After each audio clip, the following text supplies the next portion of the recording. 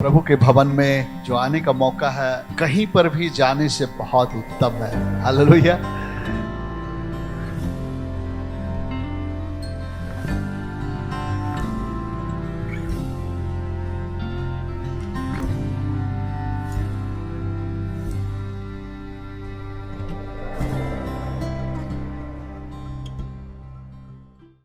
परमेश्वर हमसे प्रेम करते हैं और ये बहुत ही आनंद की बात है कि परमेश्वर ने हमको अनुग्रह दिया कि हम उसके भवन में आ सके। हम परमेश्वर का धन्यवाद करेंगे उसके सारे आशीषों के लिए। Hallelujah, thank you Jesus. धन्यवाद यीशु, धन्यवाद यीशु। Hallelujah, hallelujah. आइए हम धन्यवाद करें परमेश्वर का। पूरे सप्ताह परमेश्वर ने हमको संभाल के रखा, हर एक बातों में, हर एक समस्याओं में, हर एक चुनौतियों में परमेश्वर ने हमको संभाला है, हमारी सहायता की है और हमको कई बातों से निकाला है परमेश्वर ने। आइए परमेश्वर का धन्यवाद करें उसके सारे आशीषों के लिए, उपकारों के लिए। Hallelujah, hallelujah. ओ धन्यवाद यीशु। Hallelujah, hallelujah. ओ थैंक यू जीसस। हम धन्यवाद करते हैं परमेश्वर आज के दिन के लिए। परमेश्वर प्रभु, आप हमेशा पिता परमेश्वर हमारे लिए भले रहे। परमेश्वर हम धन्यवाद करते हैं परमेश्वर कि आपकी करुणा फिर से हम पर नहीं हो गई है। परमेश्वर हम धन्यवाद करते हैं परमेश्वर कि आपने हमको अनुग्रह दिया कि हम आपके भवन में पिता परमेश्वर आपकी देह के साथ मिलकर परमेश्वर आपकी आराधना करें। Hallelujah, thank you Jesus. Hallelujah, alpha और ओमेगा, आदि और अंत परमेश्वर।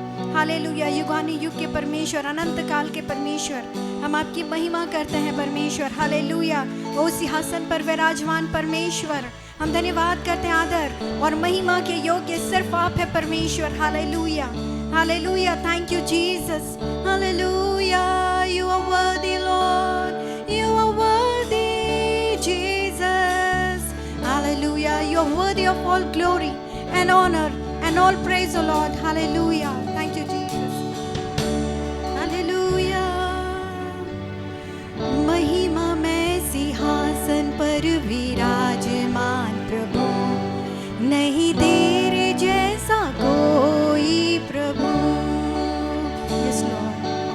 अल्फा और ओमेगा, आदि अंत तू, सर्वशक्तिमान है यीशु। आइए मिलकर गाएं।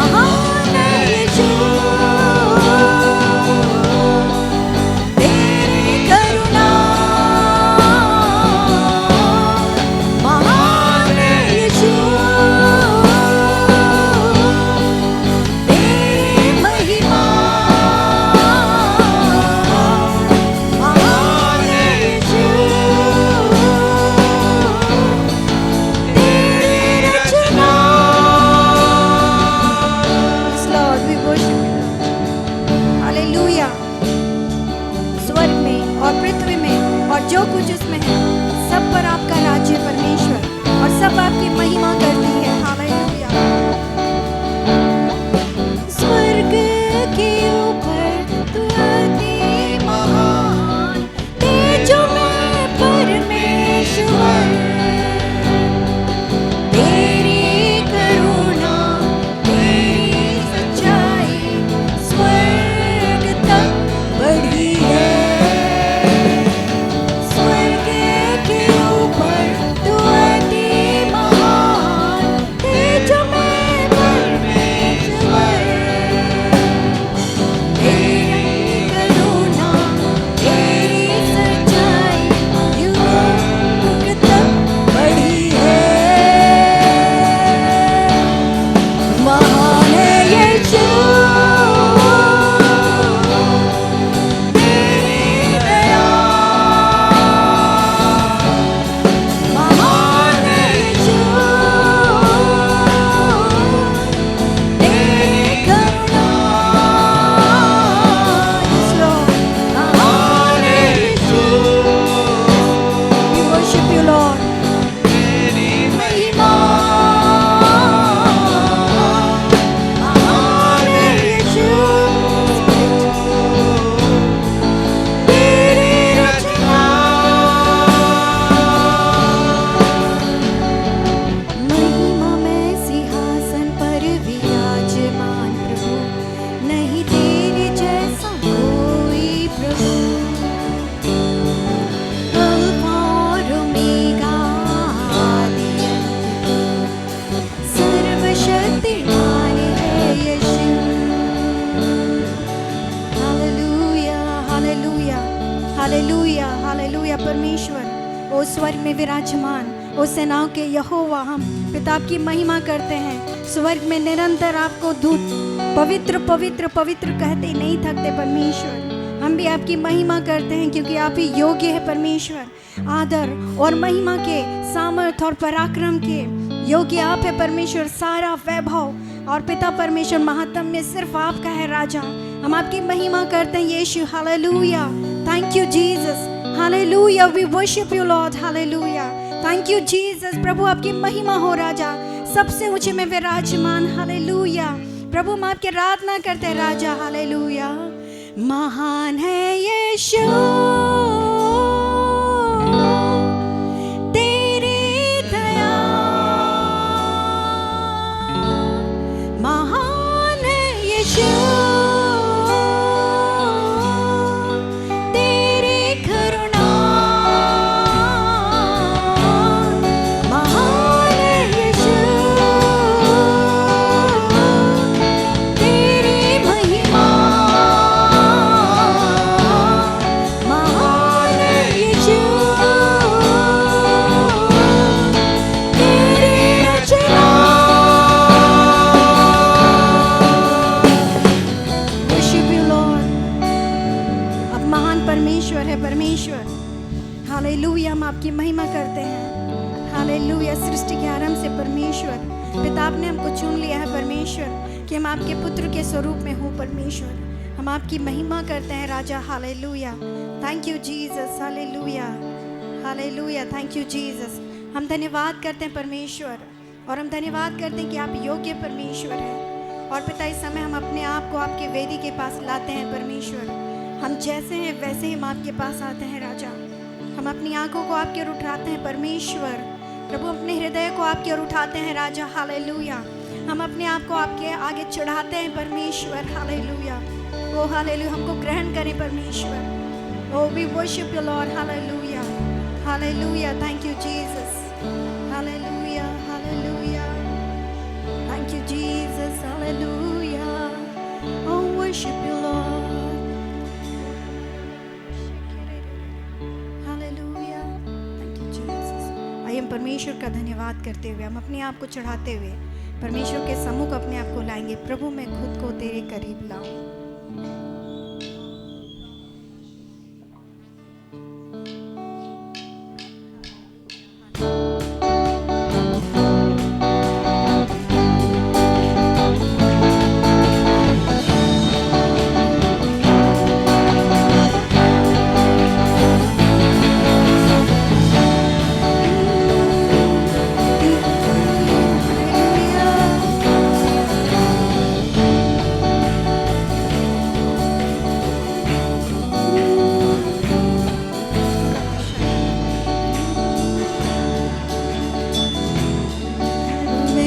खुद को तेरे करीब लाऊं और तेरे नाम को धन्य कहूं। प्रभु मैं खुद को तेरे करीब लाऊं और तेरे नाम को धन्य कहूं। तू ही योग्य है, आदर के योग्य है, महिमा मिले तुझे और आराधना भी। तू ही योग्य है, आदर के योग्य है, महिमा मिले तुझे और आराधना भी।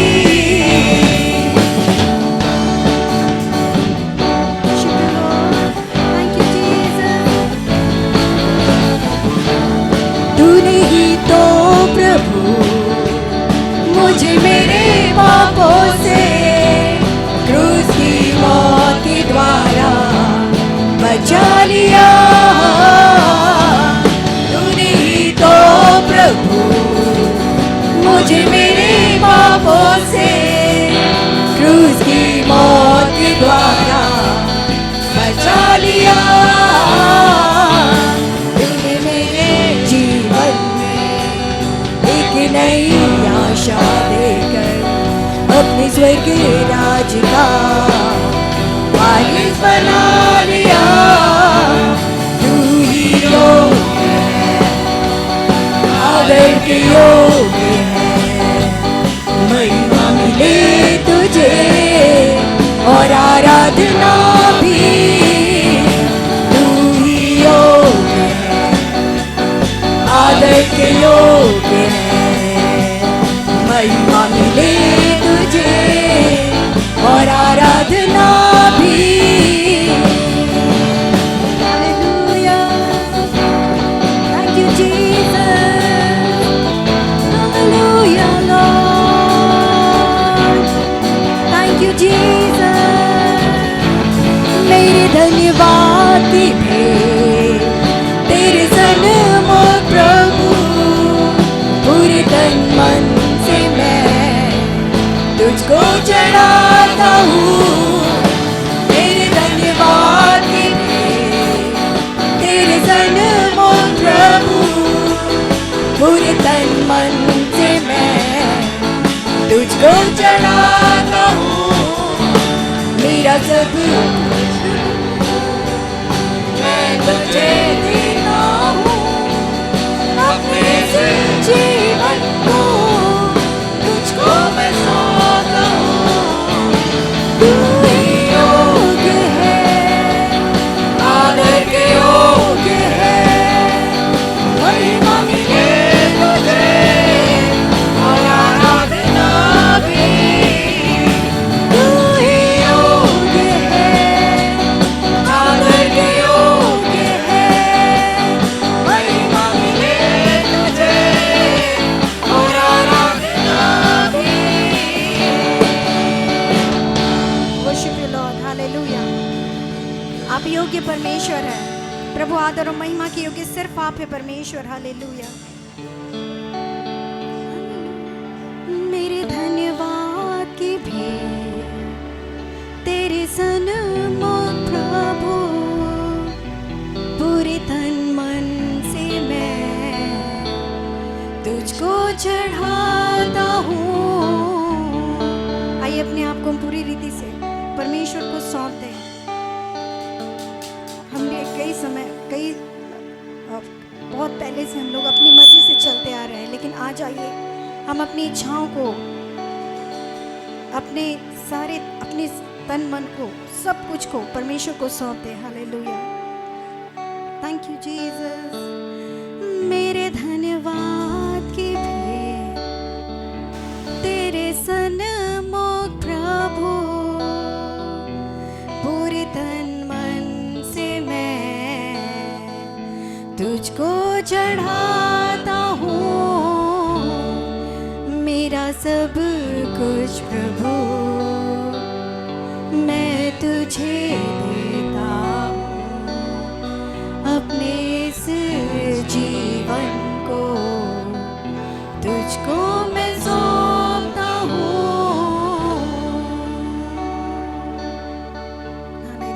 Worship you Lord. हालेलुया, धन्यवाद करते परमेश्वर। हम अपने आप को आपके आगे लाते हैं परमेश्वर। Hallelujah, thank you Jesus. धन्यवाद यीशु।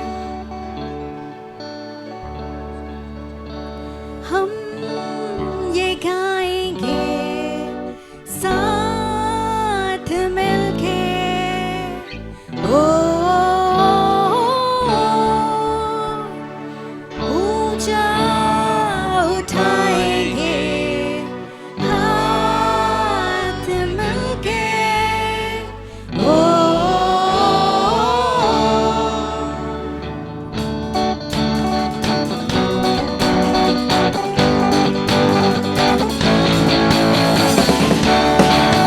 आइए आनंद के साथ गाएं। Hallelujah, worship you Lord. हम ये गाएंगे साथ मिलके, ओ एक मिनट, ऊंचा उठाएंगे हाथ मिलके। आइए, जब हम परमेश्वर की उपस्थिति में हैं, हम लोग आइए अपने हाथों को पकड़कर, वचन कहता है कि परमेश्वर ने हमको जब हमको बुलाया है, एक ही पवित्र आत्मा, एक ही जल में से हमको पिलाया है, और एक ही परमेश्वर है, एक ही प्रभु है, एक ही राजा है, एक ही बपतिस्मा है। आइए हम सब मिलकर, और हम मसीह की एक ही देह है, हम लोग मिलकर अपने हाथों को उठाएं। आइए मिलकर कहें, सब एक दूसरे के, अपने बगल वाले का हाथ पकड़े, और हम लोग आनंद के साथ गाएंगे। Hallelujah, thank you Jesus. हम ये गाएंगे साथ मिलके, ओ ऊंचा उठाएंगे हाथ मिलके, ओ ये गाएंगे, हम ये गाएंगे साथ मिलके,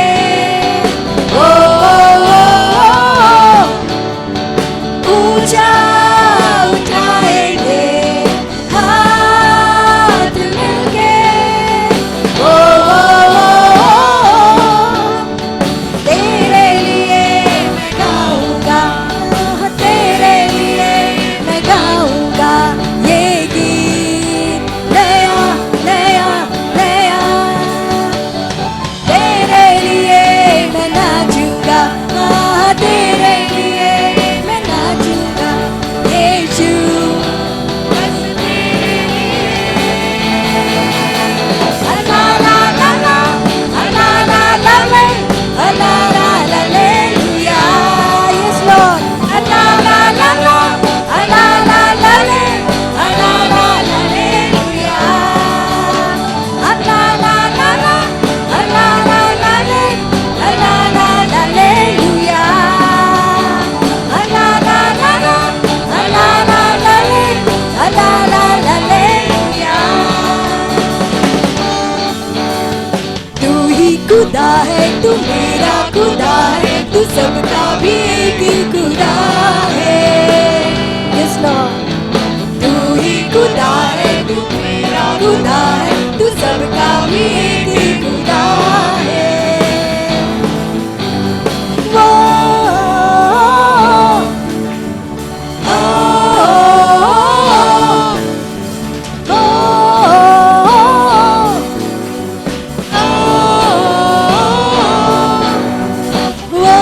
वो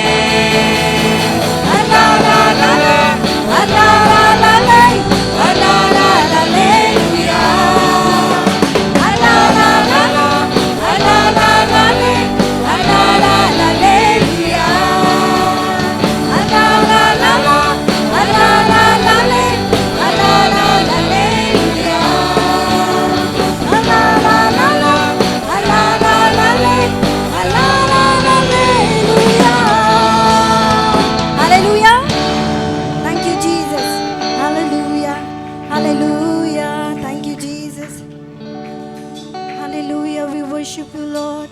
प्रभु हम धन्यवाद करते हैं राजा कि जब हम पापों में पड़े थे, जब हम मरे थे पापों में, तभी आपने हमको पिता परमेश्वर बचा लिया। आप हमारे लिए आए स्वर्ग को छोड़कर।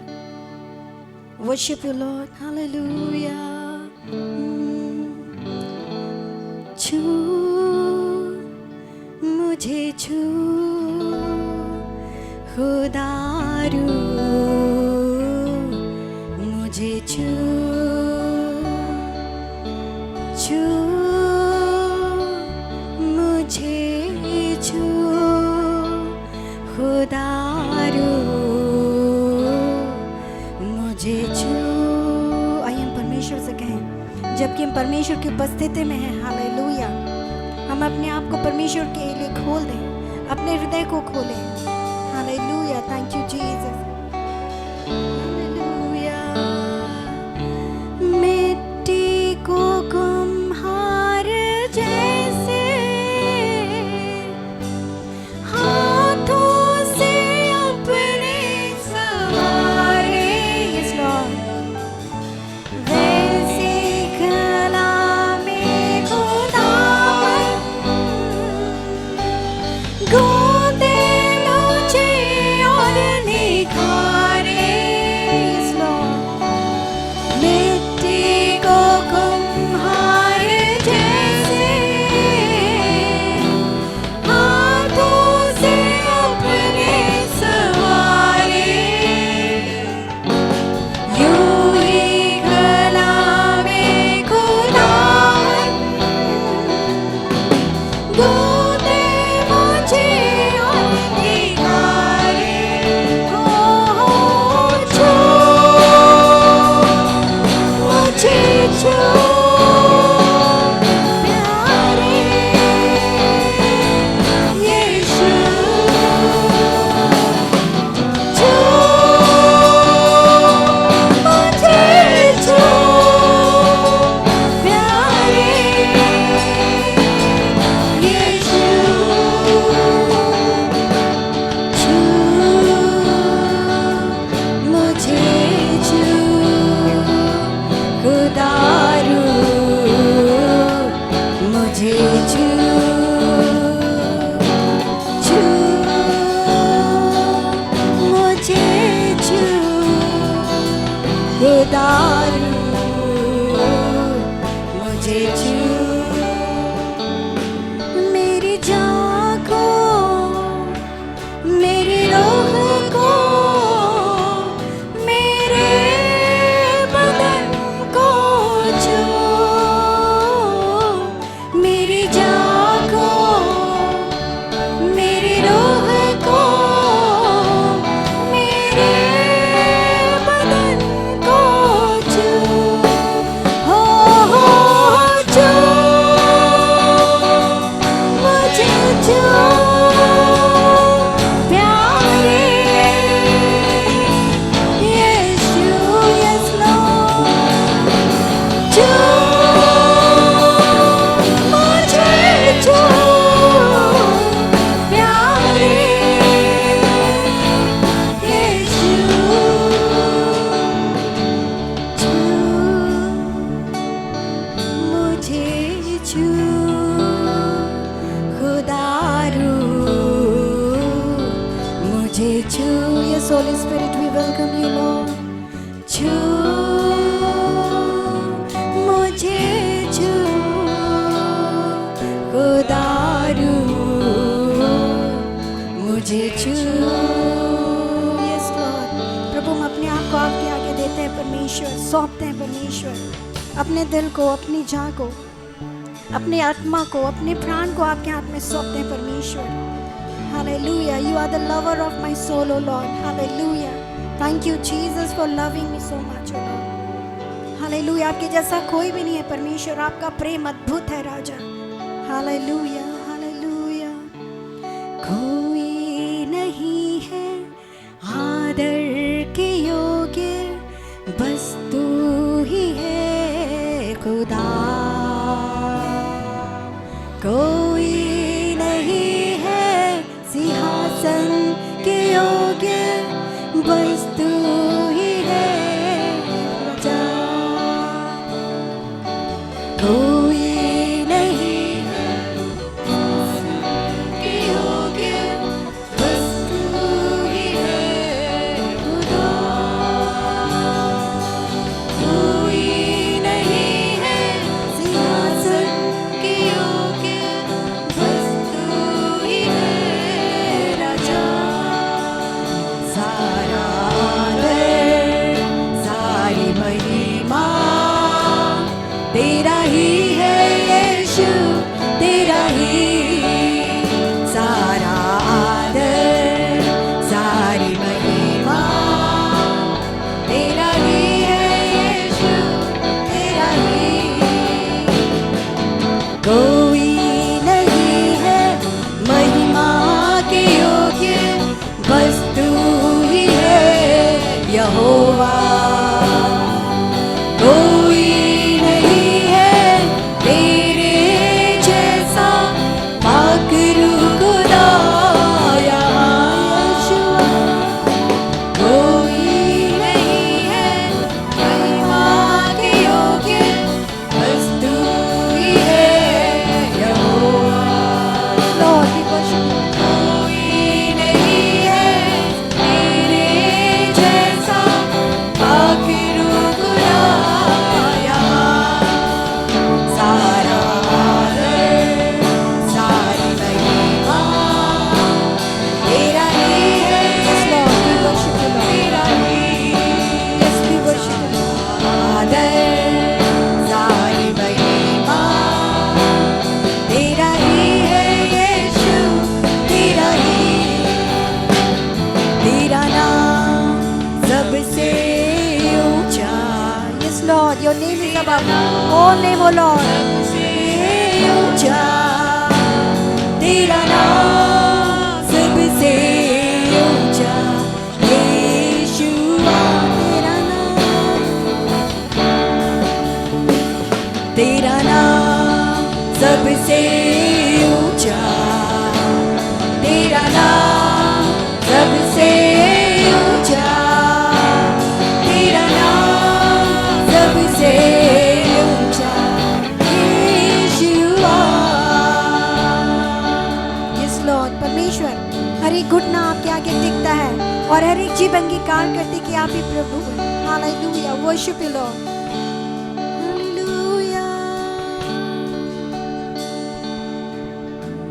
Hallelujah Lord, we worship you Lord Jesus, धन्यवाद यीशु, हम आपकी महिमा करते हैं राजा, हालेलुया, आपके तुल्य कोई भी नहीं है राजा, आदर और महिमा के योग्य सिर्फ आप है परमेश्वर, हालेलुया, हम आपकी महिमा करते हैं राजा, हालेलुया, आपकी आराधना करते हैं परमेश्वर, हालेलुया, स्वर्ग आपका सिंहासन है, पृथ्वी आपके चरणों की चौकी है परमेश्वर, सब कुछ आपका है परमेश्वर, हम आपको क्या भेंट चढ़ाएं, हालेलुया, हम अपने जीवन को अपने हृदय को आपको देते हैं परमेश्वर, हालेलुया, hallelujah, thank you Jesus, hallelujah, हाँ हाँ हाँ हालेलुया, हाँ हाँ हाँ हालेलुया, हाँ हाँ हाँ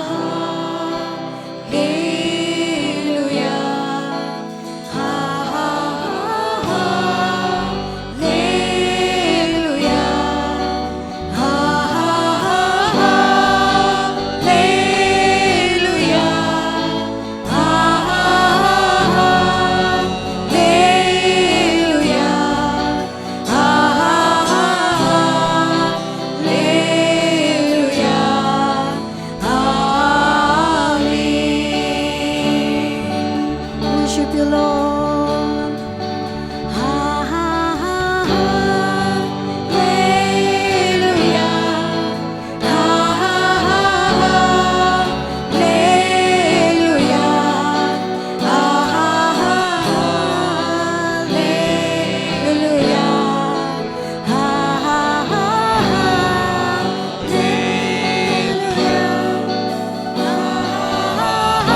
हाँ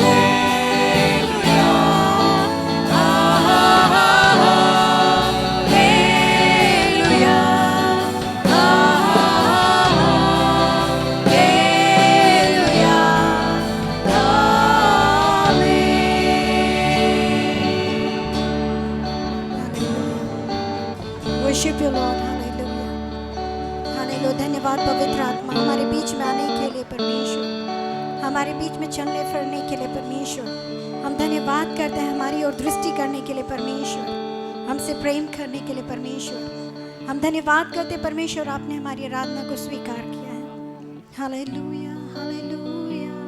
परमेश्वर हम धन्यवाद करते हैं परमेश्वर, क्योंकि आप ही योग्य परमेश्वर, आदर महिमा पराक्रम और सामर्थ्य के योग्य सिर्फ आप हैं परमेश्वर। हम सब मिलकर आपकी महिमा करते हैं और पिता परमेश्वर इस पूरे समय को आपके हाथ में सौंपते हैं परमेश्वर। हम निरंतर घटते जाएं और आप हमारे जीवनों में बढ़ते जाएं। धन्यवाद के साथ परमेश्वर इस आराधना को आपके हाथ में सौंपते हैं प्रभु यीशु मसीह के नाम में, आमीन। Praise the Lord. सो आइए हम परमेश्वर के वचन में जाएंगे और हम लोग फिर पहला पत्रस उसका 3 अध्याय और वहाँ से हम लोग आगे की अध्ययन को करेंगे। और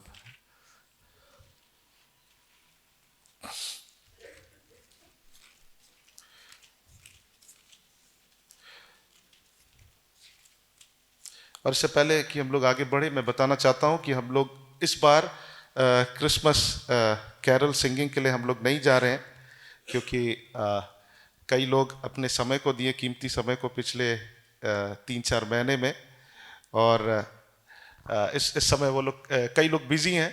सो हम लोग सोचे कि उनके पास में समय रहे अपने परिवार के लिए, ताकि वो अपने फैमिलीज के साथ स्पेंड करे टाइम, उनको हेल्प करे। इस साल ऑलमोस्ट सितंबर से बहुत सारे मीटिंग्स थे, उन्होंने बहुत समय दिया, और अभी भी कुछ लोग वो अवेलेबल नहीं है, उनका ड्यूटीज़ है। सो हमने उनको कहा कि इस बार हम लोग इसे ड्रॉप करेंगे, और लेकिन ये समय है जहां हम अपने परिवारों के साथ स्पेंड करें परमेश्वर के वचन में, प्रभु की इच्छा को जानने के लिए, क्योंकि आने वाला वर्ष, अब हम इस वर्ष के अंतिम क्षण में हैं, और परमेश्वर को धन्यवादित होना है कि प्रभु ने अब तक हमें संभाल के रखा है। आमीन। कितने लोग धन्यवादित हैं परमेश्वर को?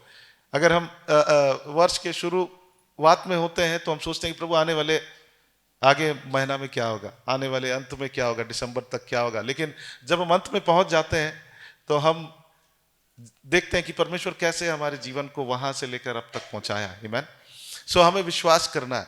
सो आने वाले वर्षों के लिए अभी से हमको क्या करना है? विश्वास करना, बिलीव करना है, फेथ रखना प्रभु के ऊपर कि प्रभु हमारे साथ है, हमें किसी बात की चिंता नहीं करना। व्यवस्था विवरण में ये बात को लिखा है कि परमेश्वर वर्ष के आदि से लेकर अंत तक हमारी सुधि लेता है। आमीन।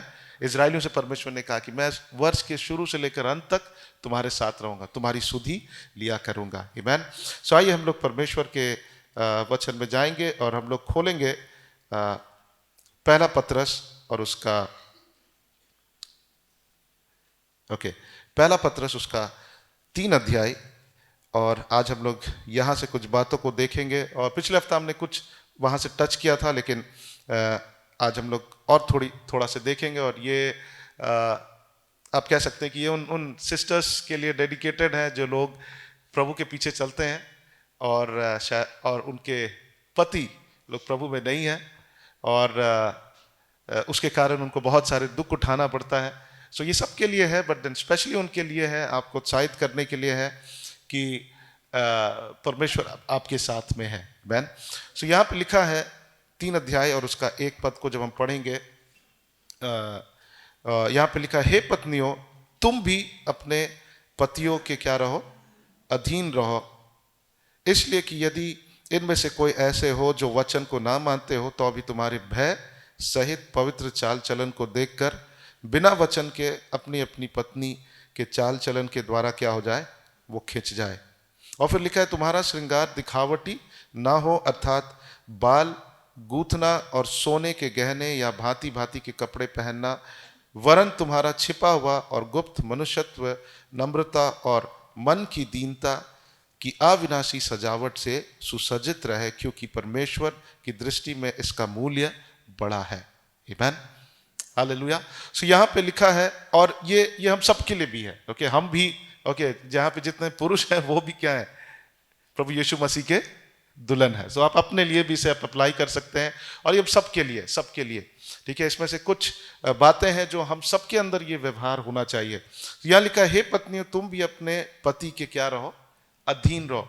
जब वहाँ गौर, ये वचन उनके लिए है जिनके पति जो है वो प्रभु को नहीं जानते, प्रभु के पीछे नहीं चलते हैं। और शायद उनको कठिनाइयां हैं।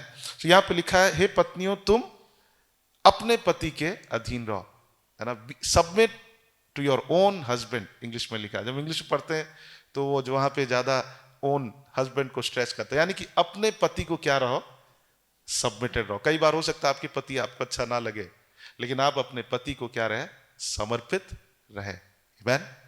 सबमिटेड, हम लोग देखेंगे सबमिट करने का मतलब क्या है, अधीनता का मतलब क्या है। यहाँ पे अधीनता का एक बहुत अच्छा परिभाषा है जो हम इस वचन से हम लोग डिराइव करेंगे, ठीक है। हम लोग देखेंगे कि अधीनता क्या है। और यहाँ पे जब पढ़ेंगे तो यहाँ पे लिखा है अधीन, जब इसको पढ़ेंगे हमको समझ में आएगा अधीनता एक सुंदरता है।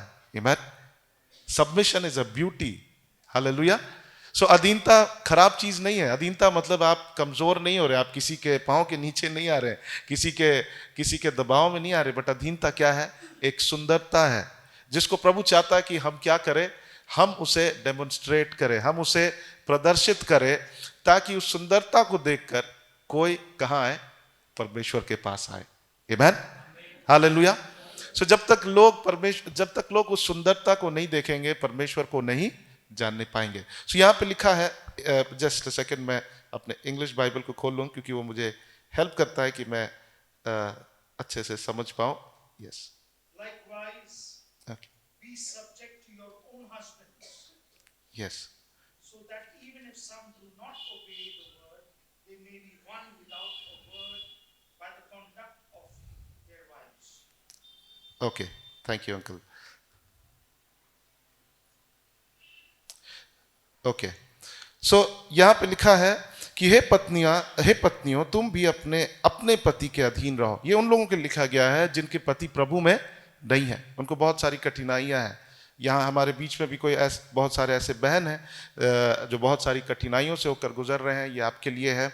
और यहाँ पे लिखा है कि आप अपने पति के क्या रहो, अधीन रहो। वो अच्छे हैं चाहे नहीं है। हमने पिछले हफ्ता देखा था कि जब हम सेवक और स्वामी के रिलेशनशिप को देख रहे थे, वहां लिखा था अगर वो कुटिल हैं तब भी उनको सबमिट करो, ठीक है। किसको ध्यान में रखते हुए, परमेश्वर को ध्यान में रखते हुए, प्रभु यीशु मसीह को, परमेश्वर को अपने विचार में रखते हुए अपने पति के क्या रहो, अधीन रहो, ठीक है। और फिर लिखा है, आगे लिखा है, इसलिए कि यदि इनमें से कोई ऐसे हो जो वचन को ना मानते हो, तो भी तुम्हारे भय सहित पवित्र चाल चलन को देखकर बिना वचन के अपने अपने पत्नी के चाल चलन के द्वारा वो क्या हो जाए, वो खिंच जाए। आमेन। हालेलुया। सो जब हम अधीन होते हैं तो वहां क्या नजर आता है, क्या प्रदर्शित होता है, वहां पर यहाँ दो बातें हैं। वहां पर क्या प्रदर्शित होता है, वहां लिखा है तो भी तुम्हारे भय सहित पवित्र चाल चलन को देखकर, यानी तुम्हारे रिस्पेक्ट, भय वहां पे लिखा हुआ है मतलब आदर। सो हमारे सबमिशन से क्या नजर आता है, रिस्पेक्ट, ओके, ऑनर नजर आता है। और फिर क्या लिखा है, और तुम्हारे पवित्र चाल चलन, ओके। सो सबमिशन जो है, अधीनता जो है, वो हमारे व्यवहार को प्रदर्शित करता है।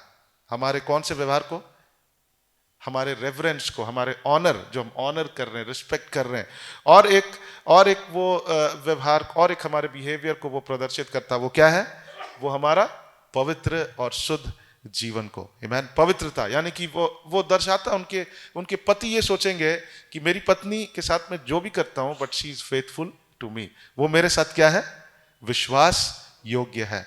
और बाइबल में लिखा है जब हम अधीनता को प्रैक्टिस करते हैं, यहां पे लिखा है ऐसे करने से जो पति प्रभु के पीछे नहीं चलते, अपनी पत्नी के इस व्यवहार को देखकर वो क्या करेंगे, प्रभु के पीछे हो लेंगे। आमेन।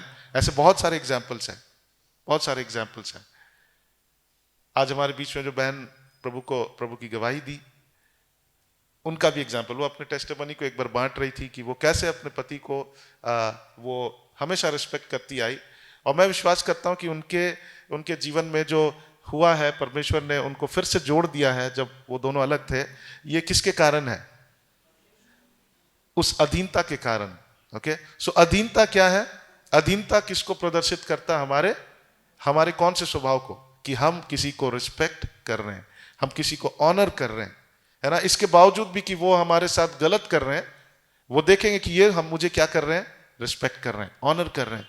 फिर लिखा है कि हमारे भय सहित यानी रेफरेंस यानी हमारे रिस्पेक्ट के साथ पवित्र चाल चलन को देखकर बिना वचन के उनको प्रचार करने की जरूरत नहीं है, उनको प्रचार करने की जरूरत नहीं है।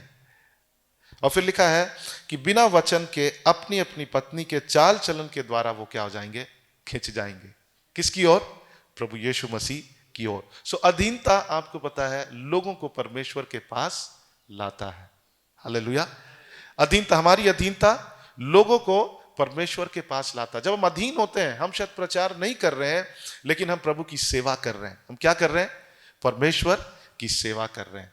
सो यहां लिखा है कि अपने उन पतियों को भी अधीन रहो जो प्रभु के पीछे नहीं चलते, जो प्रभु को अब तक ग्रहण नहीं किए हैं। सो प्रभु चाहता है कि हम अपने अधीनता से, जब हम अधीन हो रहे हैं तो हम क्या कर रहे हैं? हम अधीन हो रहे हैं तो हम कमजोर नहीं हो रहे हैं, ठीक है, हम वीक नहीं हैं। प्रभु ये नहीं कह रहा है कि वो जो भी गलत कह रहे हैं आप वो करिए, नहीं, हमको उनके हर एक गलत जो वो कहते हैं उसको करने की जरूरत, उसे नहीं करना है। लेकिन हमें क्या करना है? हमें उनको उसके बावजूद भी हमको क्या करना है? उन्हें रिस्पेक्ट, ऑनर करना है। और वो हमारे इस पवित्रता को, यानी कि पवित्रता मतलब कि हमारे जीवन में कोई मिलावट नहीं है। अपनी पत्नियों को देखें कि वो हमारे गलत होने के बावजूद भी वो मेरे लिए क्या है? फेथफुल है। उसे देखकर वो परमेश्वर के पास क्या हो जाएंगे? वो खिंच जाएंगे। हालेलुया। तो परमेश्वर क्या हमसे अपेक्षा करता है? प्रभु अगर हमसे सबमिशन को अपेक्षा कर रहा है, यानी कि वो हमसे सुंदरता की अपेक्षा कर रहा है। आमीन, हालेलुया। और ये सुंदरता जो है ये बाहर का नहीं है, लेकिन कहां है? अंदर का सुंदरता। क्योंकि हमारे भीतर सुंदरता को देखकर लोग परमेश्वर के पास आएंगे। आमीन, हमें प्रचार करने की जरूरत नहीं पड़ेगा। सो यहां पे परमेश्वर का वचन में कुछ बातें लिखी हुई है यहाँ पे, पहला पत्रस उसका 3 अध्याय में, और वो अल्टीमेट ब्यूटी के विषय में लिखा हुआ। इंग्लिश में जब पढ़ेंगे, दैट्स द अल्टीमेट ब्यूटी, है ना। सो यहाँ पे लिखा है, मैं इसको हिंदी में पढ़ता हूँ। यहाँ लिखा है, तुम्हारा श्रृंगार दिखावटी ना हो, अर्थात बाल गूंथना और सोने के गहने या भांति भांति के कपड़े पहनना, वरन तुम्हारा छिपा हुआ और गुप्त मनुष्यत्व, नम्रता और मन की दीनता की अविनाशी सजावट से क्या रहे? सुसज्जित रहे, क्योंकि परमेश्वर की दृष्टि में इसका मूल्य बड़ा है। हालेलुया। सो यहाँ पे लिखा है, यहाँ पे वचन में ये नहीं कह रहा है कि आप मतलब स्त्रियों को सजना नहीं चाहिए, लेकिन वो अच्छे दिखने चाहिए, लेकिन यहाँ पे फोकस उस पर किया जा रहा है कि उनका हृदय का कंडीशन कैसा होना चाहिए, मतलब उनकी सुंदरता एक्चुअली कहाँ होना चाहिए। यहाँ पे लिखा है कि तुम्हारा श्रृंगार दिखावटी नहीं, अर्थात बाल गूंथना और सोने के गहने या भांति भांति के कपड़े पहनना नहीं, वरन तुम्हारी छिपा हुआ गुप्त मनुष्यत्व, नम्रता और मन की दीनता की अविनाशी सजावट से क्या रहे? सुसज्जित रहे। इंग्लिश में लिखता है कि यहाँ पे लिखता है, okay, do not let your adorning be external, यानी कि बाहर नहीं होना चाहिए, the braiding of hair and putting on gold jewelry or clothing you wear, but let your adorning be hidden person of the heart with the imperishable beauty of gentle and quiet spirit. Amen. अंग्रेजी में क्या लिखा है? gentle and quiet spirit. Hindi में यहाँ पे लिखा है, ओके, यहाँ पे लिखा है नम्रता और मन की दीनता। सो अधीनता का परिभाषा क्या है? अधीनता क्या है? अधीनता वो सुंदरता है जो किससे दिखता है? कौन से व्यवहार से दिखता है? हमारे नम्रता और मन की दीनता से दिखता है। आमीन। अधीनता क्या है? अधीनता वो नम्र और दीनता वाली जो सुंदरता है वो क्या है? अधीनता। यानी अधीनता से क्या प्रदर्शित होता है? सबसे पहले हमने देखा कि हमारा रिस्पेक्ट, ओके, हमारा ऑनर, एंड दूसरी बात हम देखते हैं कि हमारा पवित्र जीवन, हमारा मतलब सिंगल डेडिकेशन, और फिर दूसरी बात यहां पे लिखता है कि नम्रता और मन की दीनता। आमीन। सो सबमिशन का मतलब क्या है? अधीनता का मतलब क्या है? हमारा जीवन से सुंदरता। आमीन, हालेलुया। सो अधीनता का मतलब ये नहीं होता कि हम वीक हो गए, हम कमजोर हो गए, हम किसी के दबाव में आ गए हैं, लेकिन जब बाइबल हमें सिखाता है परमेश्वर के दृष्टि से अगर हम अधीनता को देखेंगे, अधीनता का मतलब होता है सुंदरता। आमीन, हालेलुया। अधीनता का मतलब होता है ब्यूटी। यहां पे लिखा है तुम्हारा श्रृंगार दिखावटी ना हो, अर्थात बाल गूंथना और सोने के गहने या भांति भांति के कपड़े पहनना, वरन तुम्हारा छिपा हुआ गुप्त मनुष्यत्व नम्रता और मन की दीनता की अविनाशी सजावट। इंग्लिश में लिखा हुआ इम्पेरिशेबल ब्यूटी, यानी इंग्लिश में जब पढ़ेंगे तो वहां पे लिखा हुआ है जो वो क्या है, अधीनता क्या है, एक सुंदरता है। हालेलुया, आमीन।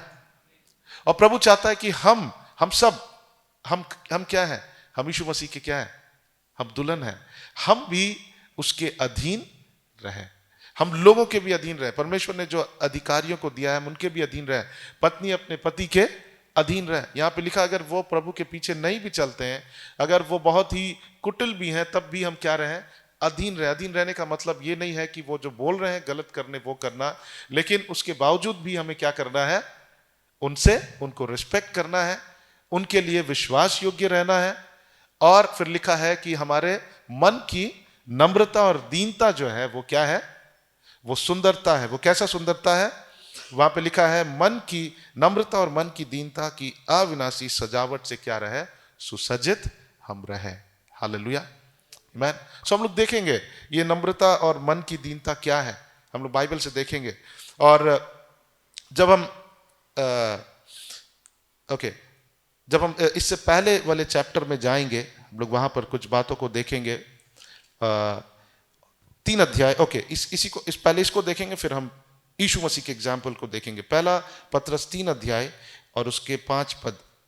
और यहां पे लिखा है पूर्व काल में पवित्र स्त्रियां भी जो परमेश्वर पर क्या रखती थी, आशा रखती थी, अपने आप को इसी रीति से संवारती और अपने अपने पति के क्या रहती थी, अधीन। सो हमने देखा अधीनता क्या है, सुंदरता है, ठीक है। वो मन की नम्रता और दीनता उससे प्रदर्शित होती है। वो सुंदरता में क्या दिख रहा है, वो मन की नम्रता और दीनता, वो कहां है, वो अंदर है, हमारे अंदर है, जो परमेश्वर के दृष्टि में बहुमूल्य है, जो वैल्यूएबल है, जो ब्यूटी वैल्यूएबल है, वो कहां है, अंदर है। और अधीनता वो सुंदरता है जो प्रभु हमारे अंदर देखता है। हालेलुया। सो यहां पे लिखा है 5 पद को जब पढ़ेंगे, यहां पूर्व काल में पवित्र स्त्रियां भी जो परमेश्वर पर क्या रखती थी, आशा रखती थी। नम्र और दीन, यानी gentle and quite spirit. Gentle मतलब कि नम्र, और क्वाइट स्पिरिट यानी कि शांत आत्मा, ठीक है। बहुत ही शांत आत्मा का क्या मतलब है, उसका मतलब ये नहीं कि हम बिल्कुल मतलब बाहर से हम नरम हो जाए और वो कुछ भी बोले हम उसको सह ले, ये बात नहीं है। लेकिन इसका मतलब ये है कि हम क्या करें, प्रभु पर हम आशा रखें। हालेलुया, आमीन। सो सारा क्या की, वो परमेश्वर पर आशा रखी। और यहां पे एक बात लिखा है कि पूर्व काल में पवित्र स्त्रियां भी जो परमेश्वर पर आशा रखती थी, अपने आप को इसी रीति से संवारती। किस रीति से, मन की नम्रता और दीनता, अपने पति को आदर देना और उसके प्रति क्या रहना, पवित्र रहना। आमीन। हम लोग 2 वीक्स बैक हम लोग उस वचन को पढ़ रहे थे, उत्पत्ति उसका 18 अध्याय में, जब दूत अब्राहम के पास आए, ठीक है। अब्राहम वहां पर था, कहीं टेंट लगाकर था और द्वार पर था। वो जब देखा दूतों को तो वो क्या किया, उनको इनवाइट किया, और फिर अपनी पत्नी, वो लोग बहुत एजेड थे, बहुत ही एजेड थे, और उसने अपने पत्नी को बोला, गर्मी का समय था, अपनी पत्नी को बोला कि उनके लिए कुछ बनाकर लाओ, ठीक है। और वो तुरंत जाती है और उनके लिए कुछ बनाकर लाती है। मतलब वो, मैं ये नहीं कह रहा हूं कि अब्राहम उसको दबा कर रख रहा था, बट देन वो सबमिटेड थी। अब्राहम परमेश्वर की सेवा कर रहा है वहां पर, क्योंकि प्रभु के दूत आए हैं, वो उनकी सेवा करना चाहता, उसके साथ में उसकी पत्नी भी उनकी सेवा कर रहे हैं। ओके, ऐसा नहीं कि अब्राहम की पत्नी कठिनाइयों से होकर नहीं गुजरी, वो बांझ स्त्री थी, उसके पास संतान नहीं थे, लेकिन उसने परमेश्वर पर क्या रखा, आशा रखा। आमीन। सो यहां पर नम्र और दीन आत्मा, यानी मैं उसको जैसे इंग्लिश में लिखा वैसे बोलना चाहता हूं, जेंटल एंड क्वाइट स्पिरिट, यानी कि नम्र और शांत आत्मा का मतलब क्या होता है, उसका मतलब वीक होना नहीं होता है, लेकिन उसका मतलब होता है प्रभु पर आशा रखना। सो मैं आप लोगों को उत्साहित करना चाहता हूं जो कठिनाइयों से होकर गुजर रहे हैं, ठीक है, हमारे बीच में बहुत सारे ऐसे सिस्टर्स हैं। मैं आपको बताना चाहता हूं कि आप नम्र और दीन आत्मा को रखें, है ना, नम्र और जेंटल स्पिरिट, यानी कि शांत आत्मा को रखें। आप आशा रखें कि परमेश्वर आपके जीवन में अद्भुत काम करने जा रहा है। आमीन, हालेलुया। और ये परमेश्वर को भाता है। शायद आप यीशु मसीह के विषय में देखेंगे, दूसरा एग्जाम्पल जब हम देखेंगे यीशु मसीह के विषय में, वहां पे लिखा है 2 अध्याय, और हम लोग पढ़ेंगे यहां 22 पद से लिखा है,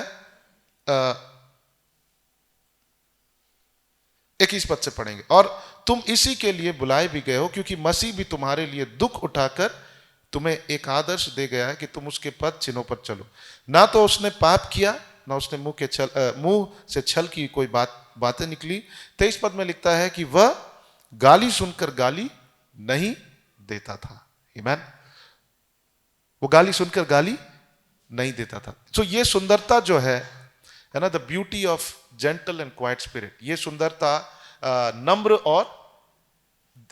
और शांत आत्मा का जो सुंदरता है, ठीक है, ये सुंदरता जिससे नम्र और शांत आत्मा प्रदर्शित होता है, सो ये प्रभु यीशु मसीह में था। He had a gentle spirit।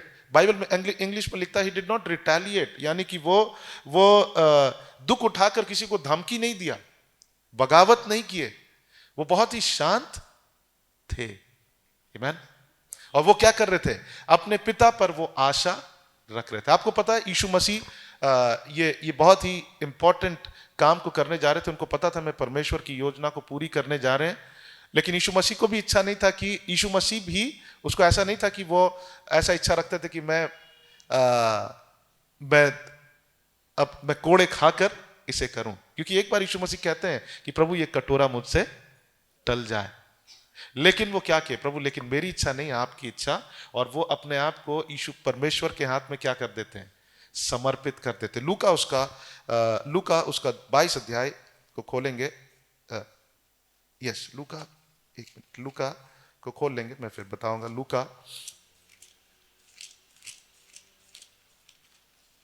लूका 22 अध्याय और उसका 42 पद।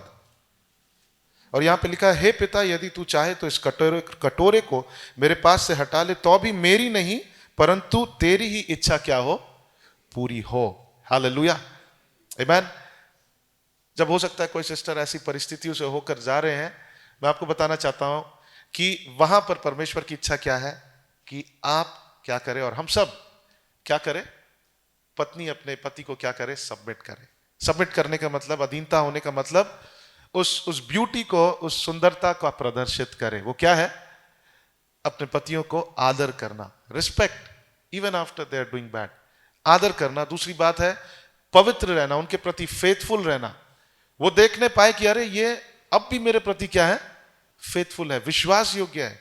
और तीसरी बात हम देख रहे हैं, नम्र और शांत आत्मा के विषय में देखते हैं, है ना, gentle and quite spirit. Gentle का मतलब होता है बहुत ही नम्र, और क्वाइट स्पिरिट यानी कि शांत आत्मा। तो यहां पे यीशु मसीह क्या कर रहे हैं? हम यीशु मसीह की का एग्जाम्पल को देख। इससे पहले हमने सारा के एग्जाम्पल को देखा, और बाइबल में लिखा है जो भी इस सुंदरता को प्रदर्शित करते हैं वो किसके संतान है? वो Sarah. They are the children of Sarah. हम बोलते हैं हम अब्राहम के, मतलब हम बोलते हैं ना हम अब्राहम के डिसेंडेंट्स हैं, तो सिर्फ अब्राहम नहीं, सारा के भी डिसेंडेंट्स हैं। आमीन। क्योंकि सारा अब्राहम की पत्नी है, और जो सारा की बेटियां हैं और सारा के बच्चे हैं, वो भी उस गुण को क्या करना चाहिए? प्रदर्शित करना चाहिए। आमीन। सो यहां पे लूका में लिखा है यीशु मसीह ने, ओके, हम फिर से उस वचन को पढ़ेंगे और सारा के विषय में देखेंगे। यहां पे लिखा, पूर्व काल में पवित्र स्त्रियां भी जो परमेश्वर पर आशा रखती थी, पहला पत्रस 3 अध्याय 5 पद, अपने आप को इसी रीति से संवारती और अपने अपने पति के क्या रहती? अधीन रहती। यानी वो अपने इस ब्यूटी को प्रदर्शित करती है अपने पतियों के प्रति। और फिर लिखा, जैसे सारा अब्राहम की आज्ञा में रहती और उसे स्वामी कहती थी, इसी प्रकार तुम भी यदि भलाई करो और किसी प्रकार के भय से भयभीत ना हो, तो उसकी बेटियां ठहरेगी। हालेलुया। सो हम यहां पे क्या लिखा है? सारा कैसी थी? वो अपने पति के अधीन थी और किसी बात से वो भयभीत नहीं थी। मतलब हम ये कह सकते हैं, अपने समय में हम इसको ऐसे रिलेट कर सकते हैं कि जिनके जिनके पति प्रभु को नहीं जानते हैं, जो हो सकता है कि आपके साथ वो गलत कर रहे हैं, सो आप अधीन होने के लिए इनसिक्योर फील मत करिए। ऐसा मत सोचिए कि अगर हम अधीन होंगे तो वो मेरे को दबा देंगे, ठीक है। आपको उनके हर एक गलत कहने पर आपको उसको नहीं मानना है। मतलब आपको, सारा कैसी थी, वो अधीन रहती थी और वो भयभीत नहीं थी। She was not a fearful women, उसके अंदर कोई डर नहीं था। सो यहां पे लिखा अधीन रहना और भयभीत रहना, और लिखा है तो उसकी बेटियां ठहरेंगी। सो हम अब्राहम के संतान कब है, कैसे हैं? अब्राहम के संतान हम बोलते हैं, but if we are children of Ibrahim and Sarah, Ibrahim की पत्नी थी सारा, सो सारा के गुण हमारे अंदर होना चाहिए। हालेलुया। वो क्या है? दीनता और शांत आत्मा। आमीन। हालेलुया। सो हम लोग यीशु मसीह के एग्जाम्पल्स को देख रहे हैं। लूका उसका 22 अध्याय, और हम लोग उसको पढ़ेंगे। यीशु मसीह ने क्या कहा, क्या किया?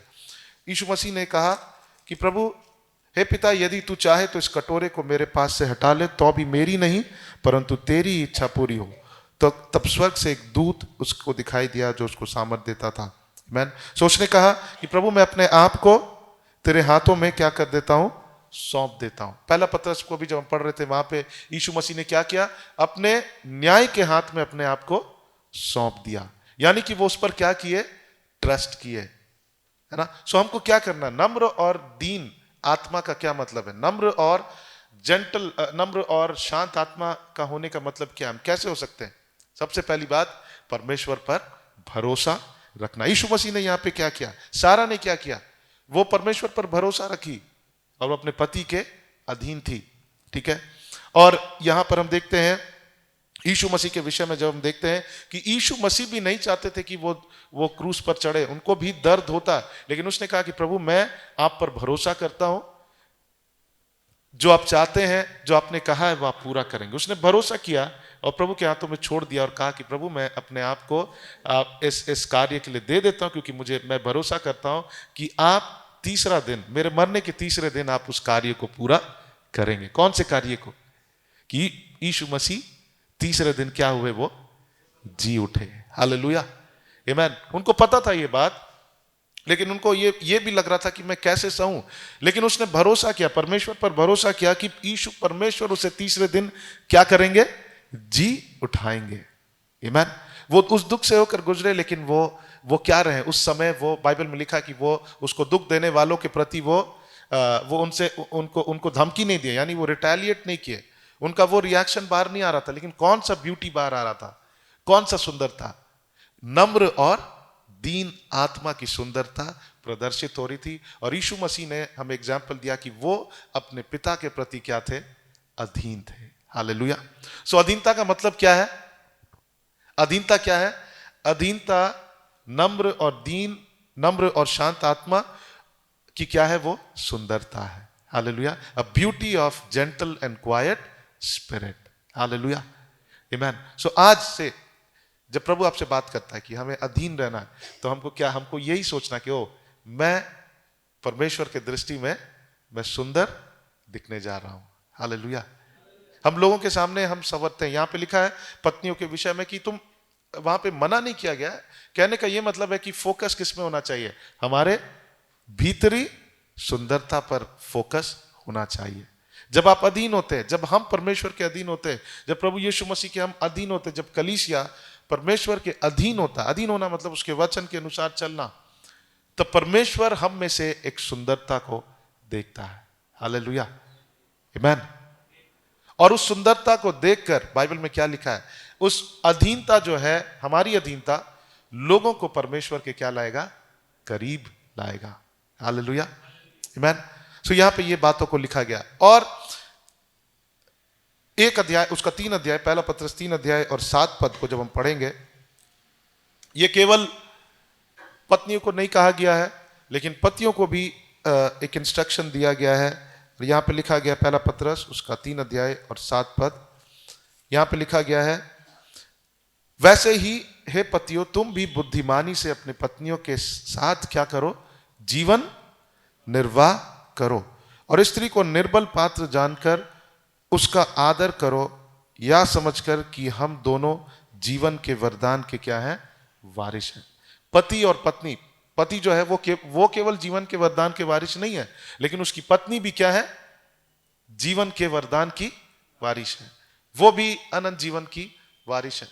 सो उसको ये समझना चाहिए कि वो भी जीवन के वरदान की वारिस है। और बाइबल में लिखा है हमारे पास जो एडवांटेज है उनके पास में नहीं है। एक ट्रांसलेशन में लिखा है the advantage that we have men have women don't have, यानी कि उनको कहा गया कि वो बहुत ही टेंडर हैं, ठीक है। सो उनको हमको क्या करना है, लिखा है स्त्री को निर्बल पात्र जानकर उसका क्या करना है, आदर करना है। Amen. We have to honour, respect each other. Amen. So यहां पे इन दोनों के लिए बात को लिखा गया। लेकिन अधीनता का मतलब जो है वो क्या है, वो सुंदरता है। ओके, जब आप अगली बार जब हम लोग तैयार होंगे और हम लोग सुंदर दिखने की कोशिश करेंगे, हम उस बात को भी याद करें कि क्या हम अधीन हैं या नहीं है, ठीक है। हम जब अच्छे दिखने की कोशिश करेंगे, जब मेकअप करेंगे, तो हम इस बात को सोचे क्या मैं अधीन हूं, क्योंकि वो कौन सा वो कैसा सुंदरता है, वो ऐसा सुंदरता है जिससे परमेश्वर क्या होता है, प्रसन्न होता है। हालेलुया। वो परमेश्वर उससे बहुत खुश होता है। जब परमेश्वर उस सुंदरता को देखता है, प्रभु बोलता है कि yes this is a true beauty. और कलीसिया का जो सुंदरता है, एक सुंदरता क्या है, अधीनता। आमेन। एक सुंदरता है कि हम लोग एक दूसरे के अधीन रहे, अपने अधिकारियों के अधीन रहे, पत्नी अपने पति के अधीन रहे। और हमने एक बात को देखा, वहां से कुछ बातों को देखा कि अधीनता, वो ब्यूटी क्या प्रदर्शित करता, सबसे पहले जब हम रिस्पेक्ट करते हैं वो अंदर की सुंदरता है, जब हम किसी को ऑनर करते हैं। दूसरी बात, जब हम पवित्र रहते हैं, यानी कि हमारे अंदर कोई मिलावट नहीं है। जब पत्नी अपने पति के प्रति वो बिल्कुल फेथफुल है, वो अगर वो गलत भी है तो वो कहीं और नहीं देखती है, लेकिन अपने पति को रिस्पेक्ट करती है, तो वो क्या है, पवित्रता है। ओके। और तीसरी बात हमने देखा कि नम्र और शांत आत्मा, a gentle and quite spirit. आइए मेरे साथ कह कि हे प्रभु मुझे नम्र और शांत आत्मा दीजिए, मुझे नम्र और दीन आत्मा दीजिए। हालेलुया। हम इसके लिए हर दिन प्रार्थना करें, हर दिन प्रार्थना करें, क्योंकि प्रभु चाहता है कि हम उस सुंदरता को प्रदर्शित करें जिससे लोग परमेश्वर के वहां क्या लिखा है, हमें प्रचार करने की भी जरूरत नहीं होगी। आमेन। मैं एक प्रभु के दास के विषय में सुन रहा था, और वो उनका मीटिंग था, और वो किसी इंस्ट्रूमेंट शॉप में गए, और जब वो वहां पर गए तो शॉपकीपर उनके आंखों में देखकर बोला कि उनके आंखों में देखते रह गए, ठीक है। आप में से बहुत कोई इस स्टोरी को जानते होंगे। और उनकी आंखों में, उनका नाम है रेनार्ड बोंकी, ठीक है। उनके आंखों में देखते रह गए, उनको कहा कि आपके आंख में कुछ अद्भुत है। वो वहां प्रचार नहीं करने गए थे, बट देन उनको लगा कि कुछ अद्भुत है, और उसने कुछ ईश्वरीय अनुभव किया। आमेन। हालेलुया। और उसने उनको भी प्रभु के विषय में बताया। सो ये जेंटल एंड क्वाइट स्पिरिट, यानी कि नम्र और शांत आत्मा, कब, जब हम परिस्थिति बुरी है। नम्र और शांत आत्मा का मतलब क्या है, हमने देखा, परमेश्वर पर भरोसा रखना, to trust in the Lord, प्रभु पर आशा रखना। यीशु मसीह ने अपने पिता पर भरोसा रखा, और वो क्या हो गए, अधीन हो गए। अब बोले कि प्रभु मैं क्रूस पर मरने के लिए तैयार हूं, परमेश्वर मैं मरने के लिए तैयार हूं प्रभु। ये भरोसा रखते हुए कि मेरा पिता मुझे तीसरे दिन जी उठाएगा। और क्या यीशु मसीह तीसरे दिन जी उठे? यस, जी उठे कि नहीं? वो हमारे लिए मारे गए, गाड़े गए, और परमेश्वर ने, पिता ने उसे तीसरे दिन क्या किया, जी उठाया। हालेलुया। बाइबल में लिखा है कि हमें भी अपने क्रूस को उठाकर चलना है। सो सकता है अगर कोई बहन लोग इस कठिनाइयों से होकर गुजर रहे हैं, आप भरोसा रखें, ठीक है। आप नम्र और दीन आत्मा को रखें, यानी आप पेशेंस रखें, पीसफुल रहे इन परिस्थितियों के बावजूद भी, इस बात को जानते हुए कि परमेश्वर तीसरे दिन यीशु मसीह को जी उठाया। और आपकी भी परिस्थिति को तीसरे दिन, हम कह सकते हैं, अभी हम देश को नहीं कह सकते, लेकिन वही आत्मा जो यीशु मसीह को मृत्यु में से जिलाए, वही हमारी परिस्थितियों को भी क्या कर सकता है, जी उठा सकता है। हालेलुया। आमेन। सो अधीनता का मतलब होता है सुंदरता, और वो सुंदरता जिससे क्या प्रदर्शित हो रहा है, हमारा दीनता और शांत आत्मा प्रदर्शित हो रहा है।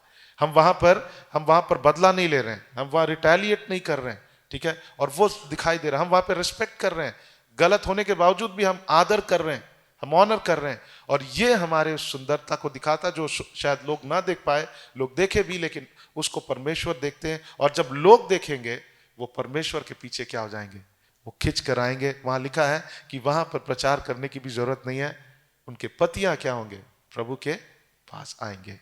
हालेलुया। और आगे हम लोग कुछ और वचनों को पढ़ेंगे, फिर हम लोग अंत करेंगे। और 8 पद में लिखता है, यहां पे हम लोग पढ़ेंगे 8 पद में लिखा है, अतः सब के सब, यहां पे एक फाइनल एक मैसेज दिया जा रहा, अतः सब के सब एक मन और कृपा में और भाईचारे की प्रीति रखने वाले और करुणा में और नम्र बनो। हालेलुया। सो हमें क्या बनना है, सबके सब एक मन बनना है। We have to be united, एक मन होना है। सो हम लोग यूनिटी के विषय में हम लोग कुछ दिन पहले थोड़ा सा अध्ययन किए थे, लेकिन फिर से हम लोग रिमाइंड करेंगे अपने आप को, और हम लोग कुछ बातों को देखेंगे कि जो एकता जो है, यूनिटी जो है, वो हमारे जीवन में, वो एकता में रहना मतलब अभिषेक में जीवन को व्यतीत करना। आमीन। भजन संहिता उसका 133 और उसका 1 और 3 पद को पढ़ेंगे। भजन संहिता 133 1 से 3 को हेल्प करेंगे पढ़ने के लिए, और फिर हम लोग कुछ बातों को देखकर हम लोग अंत करेंगे। 133 और उसका 1 से 3।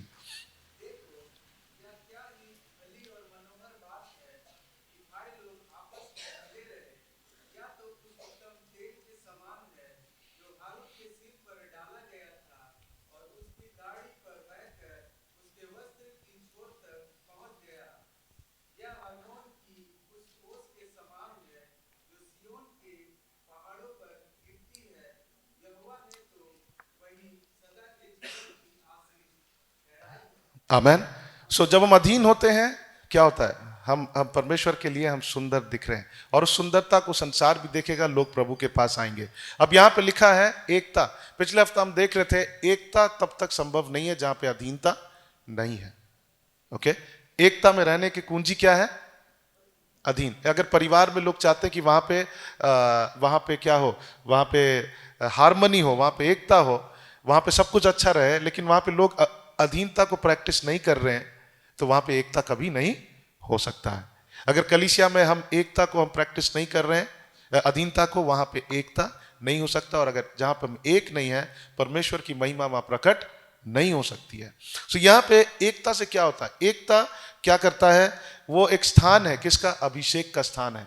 कितने लोग अभिषिक्त होना चाहते हैं, अनॉइंटेड, है ना। सो बाइबल में लिखा है एकता में जब हम जीते हैं, हम दूसरों के विषय में नहीं सोचे। अभी जब हम लोग सुन रहे मैसेज को, हम दूसरों के विषय में नहीं सोचे कि अच्छा वो एक नहीं है, हम अपने विषय में सोचे, ठीक है, क्योंकि ये वचन हमारे लिए। सो यहाँ पे लिखा है एकता जो है, लिखा है देखो या क्या ही भली और मनोहर बात है कि भाई लोग आपस में मिले रहे। सबसे पहली बात, या तो उस उत्तम तेल के समान है जो हारून के सिर पर डाला गया और उसकी दाढ़ी पर बहकर उसके वस्त्र की छोर तक क्या गया, पहुंच गया। वो क्या है, अभिषेक करना। ऑयल किसको सिग्निफाइज करता है, अनॉइंटिंग को, अभिषेक करने को। हम सब अभिषिक्त हैं, अभिषिक्त हो सकते हैं। कैसे, जब हम एकता में रहते हैं, हम कौन से स्थान में, we are in a place of anointing, ठीक है। अनॉइंटिंग केवल उसके लिए नहीं कि हम प्रार्थना कर रहे, लोग चंगाई पा रहे हैं, है ना। बाइबल में लिखा है, जब हम भजन संहिता में पढ़ते हैं, तूने मेरे सर पर तेल मरा है, तो वो किसके विषय में लिखा है, वो दाऊद कह रहा है यहोवा तू मेरा चरवाहा है। यहोवा अपने आप को क्या समझ रहा है, वो भेड़ है, और वो कह रहा है तूने मेरे सर पर तेल मला है। सो भेड़ के सर पर तेल इसलिए लगाया जाता था ताकि उसके पर कोई कीड़ा आकर उसके सर में घाव या इंजरी ना कर दे, मतलब वुंड को ना ला दे, ठीक है, यानी कि उनके सर में कीड़ा बैठकर घाव ना, क्योंकि जब तेल होता है तो वहां पर कीड़े नहीं बैठ सकते, उसके सर को वो खा नहीं सकते। सो जब अभिषेक होता है, जब अनॉइंटिंग होता, केवल वो सेवा के लिए नहीं है। हमारे जीवन में अगर अभिषेक है, यानी हमारे जीवन में अनुग्रह है, परमेश्वर का अनुग्रह होगा। हालेलुया। यानी कि हम आगे बढ़ते रह सकते हैं, कई कई बार आप लोगों को देखेंगे कि अरे इसके पास इतनी परिस्थिति बुरी होने के बाद भी वो कैसे आगे बढ़ रहा है। क्यों? क्योंकि उसके जीवन में परमेश्वर का अभिषेक है। वो व्यक्ति एकता में रहने जानता है, इसलिए परमेश्वर उसको लिए चल रहा है। हालेलुया। दूसरी बात हम देखते हैं, यहाँ पे लिखा है कि और हेर्मोन के उस ओस के समान है जो सिय्योन के पहाड़ पर गिरती है। ओस किसको दर्शाता है? ब्लेसिंग। ओके, अगर हम और क्लोज जाए, ओस को जब आप देखते हैं सुबह, आपको कैसा लगता है? बहुत ही तरोताजा महसूस होता है। आमीन। बहुत रिफ्रेशिंग और नयापन महसूस होता है। सो जहां पर एकता है वहां पर लोग हमेशा क्या रहेंगे? ताजा। आप लड़िए, आपको कैसा लगेगा? आपको ताजा महसूस होगा? आप लड़कर किसी दिन चर्च में आइए वर्शिप से पहले, आपको वर्शिप करने का मन होगा? नहीं होगा। लेकिन जब आप अपने आप को ठीक करके आएंगे चर्च घर में, ठीक है, आपका कुछ भी हुआ लेकिन आप लोग एक दूसरे को क्षमा करके आएंगे, आप यहां आकर अच्छे से आराधना कर सकते हैं। यहां छोड़ दीजिए, घर में भी अगर आप लड़के फैमिली में प्रार्थना करने के लिए बोला गया, आपको कैसा लगता है? किसी को मन नहीं करेगा। लेकिन जहां एकता होता है वहां पर हमेशा क्या होता है? सब कुछ नया लगता है। हालेलुया। हर दिन आपको क्या लगेगा? नया लगेगा। हर दिन आपको बासी नहीं लगेगा। हर दिन आपको नया और रिफ्रेश्ड फील होगा। हालेलुया। आपको नयापन महसूस होगा, रिफ्रेश्ड फील होगा। और तीसरी बात यहां पे लिखता है कि एकता जो है वो आशीष का स्थान है। एकता में कहां पे रखता है? ब्लेसिंग के स्थान पे रखता है। यहां पे लिखा है यहोवा तो वही सदा के जीवन की आशीष ठहराया है। इंग्लिश में लिखता है कि God commands blessing where there is unity. जहां पे एकता है, परमेश्वर वहां आशीष की क्या देता है? आज्ञा देता है। क्या देता है? जोर से कहे, क्या देता है वहां? ओके। जहां पे एकता होता है, प्रभु इंटेंशनली जानबूझकर वहां पे आशीष की क्या देता है? आज्ञा को देता है। आपके परिवार में आशीष चाहिए, आप चाहते हैं कि आप अपने घर में आशीष में रहें, अपने कलीसिया में आशीष में रहें, आपको और हमको क्या होना है? हमको एक होना है, एक मन होना है। और वो जब हम एक मन होते हैं, हम कौन से स्थान में? यहां तीन बातों को देखें। हम अभिषेक के स्थान में हैं। अभिषेक क्या करता है? हमें जीवन में चलते रहने के लिए हमें अनुग्रह को देता है। दूसरी बात हम देखते हैं कि हम हमेशा रिफ्रेश्ड रहेंगे, हमेशा हम नए और तरो और ताजा रहेंगे। हर दिन हमारे लिए कैसा रहेगा? एक नया दिन रहेगा। हमको लगेगा कि परमेश्वर ने मुझे एक नया दिन दिया है। आप कभी अपने आप को बूढ़ा महसूस नहीं करेंगे, आप हमेशा अपने आप को यंग महसूस करेंगे। हालेलुया। क्योंकि हर दिन जहां पे एकता होता है, परमेश्वर आपको नया बनाएगा। और तीसरी बात, एकता में रहना, एक मन होके रहना, कौन से स्थान में रहना है? आशीष के स्थान में रहना। क्योंकि जहां एकता होता है, प्रभु वहां आशीष की आज्ञा को देता है। हालेलुया। और एक बात को देखेंगे और दो बात को देखकर हम लोग अंत करेंगे। एक होना, वो इस संसार में प्रभाव डालने का कुंजी है। ओके। संसार के लोगों में प्रभु ने हमें किस लिए भेजा है? बाइबल में लिखा है कि कलीसिया के ऊपर अधोलोक का फाटक प्रबल नहीं करेगा। उसका उल्टा क्या है? कलीसिया क्या करेगा? अधोलोक का फाटक के ऊपर प्रबल होगा। आमीन। कलीसिया जो इस संसार पर क्या डालेगा? प्रभाव को डालेगा। संसार का प्रभाव हमारे ऊपर नहीं होगा। कई सारी कलीसियाओं के ऊपर, लोगों के जीवन में संसार का प्रभाव है, लेकिन जब हम एक होते हैं तो हम उनके ऊपर क्या कर पाएंगे? क्या कर पाएंगे? प्रभाव डाल पाएंगे। आमीन। हम लोग उस वचन को खोलेंगे, यूहन्ना उसका 17 अध्याय और उसका 20 से 23 पद को हम लोग पढ़ेंगे। यूहन्ना 17 अध्याय 20 से 23 पद। यूहन्ना 17 अध्याय उसका 20 से 23 पद। सबको जगह है? सो रहे हैं? Okay, praise the Lord.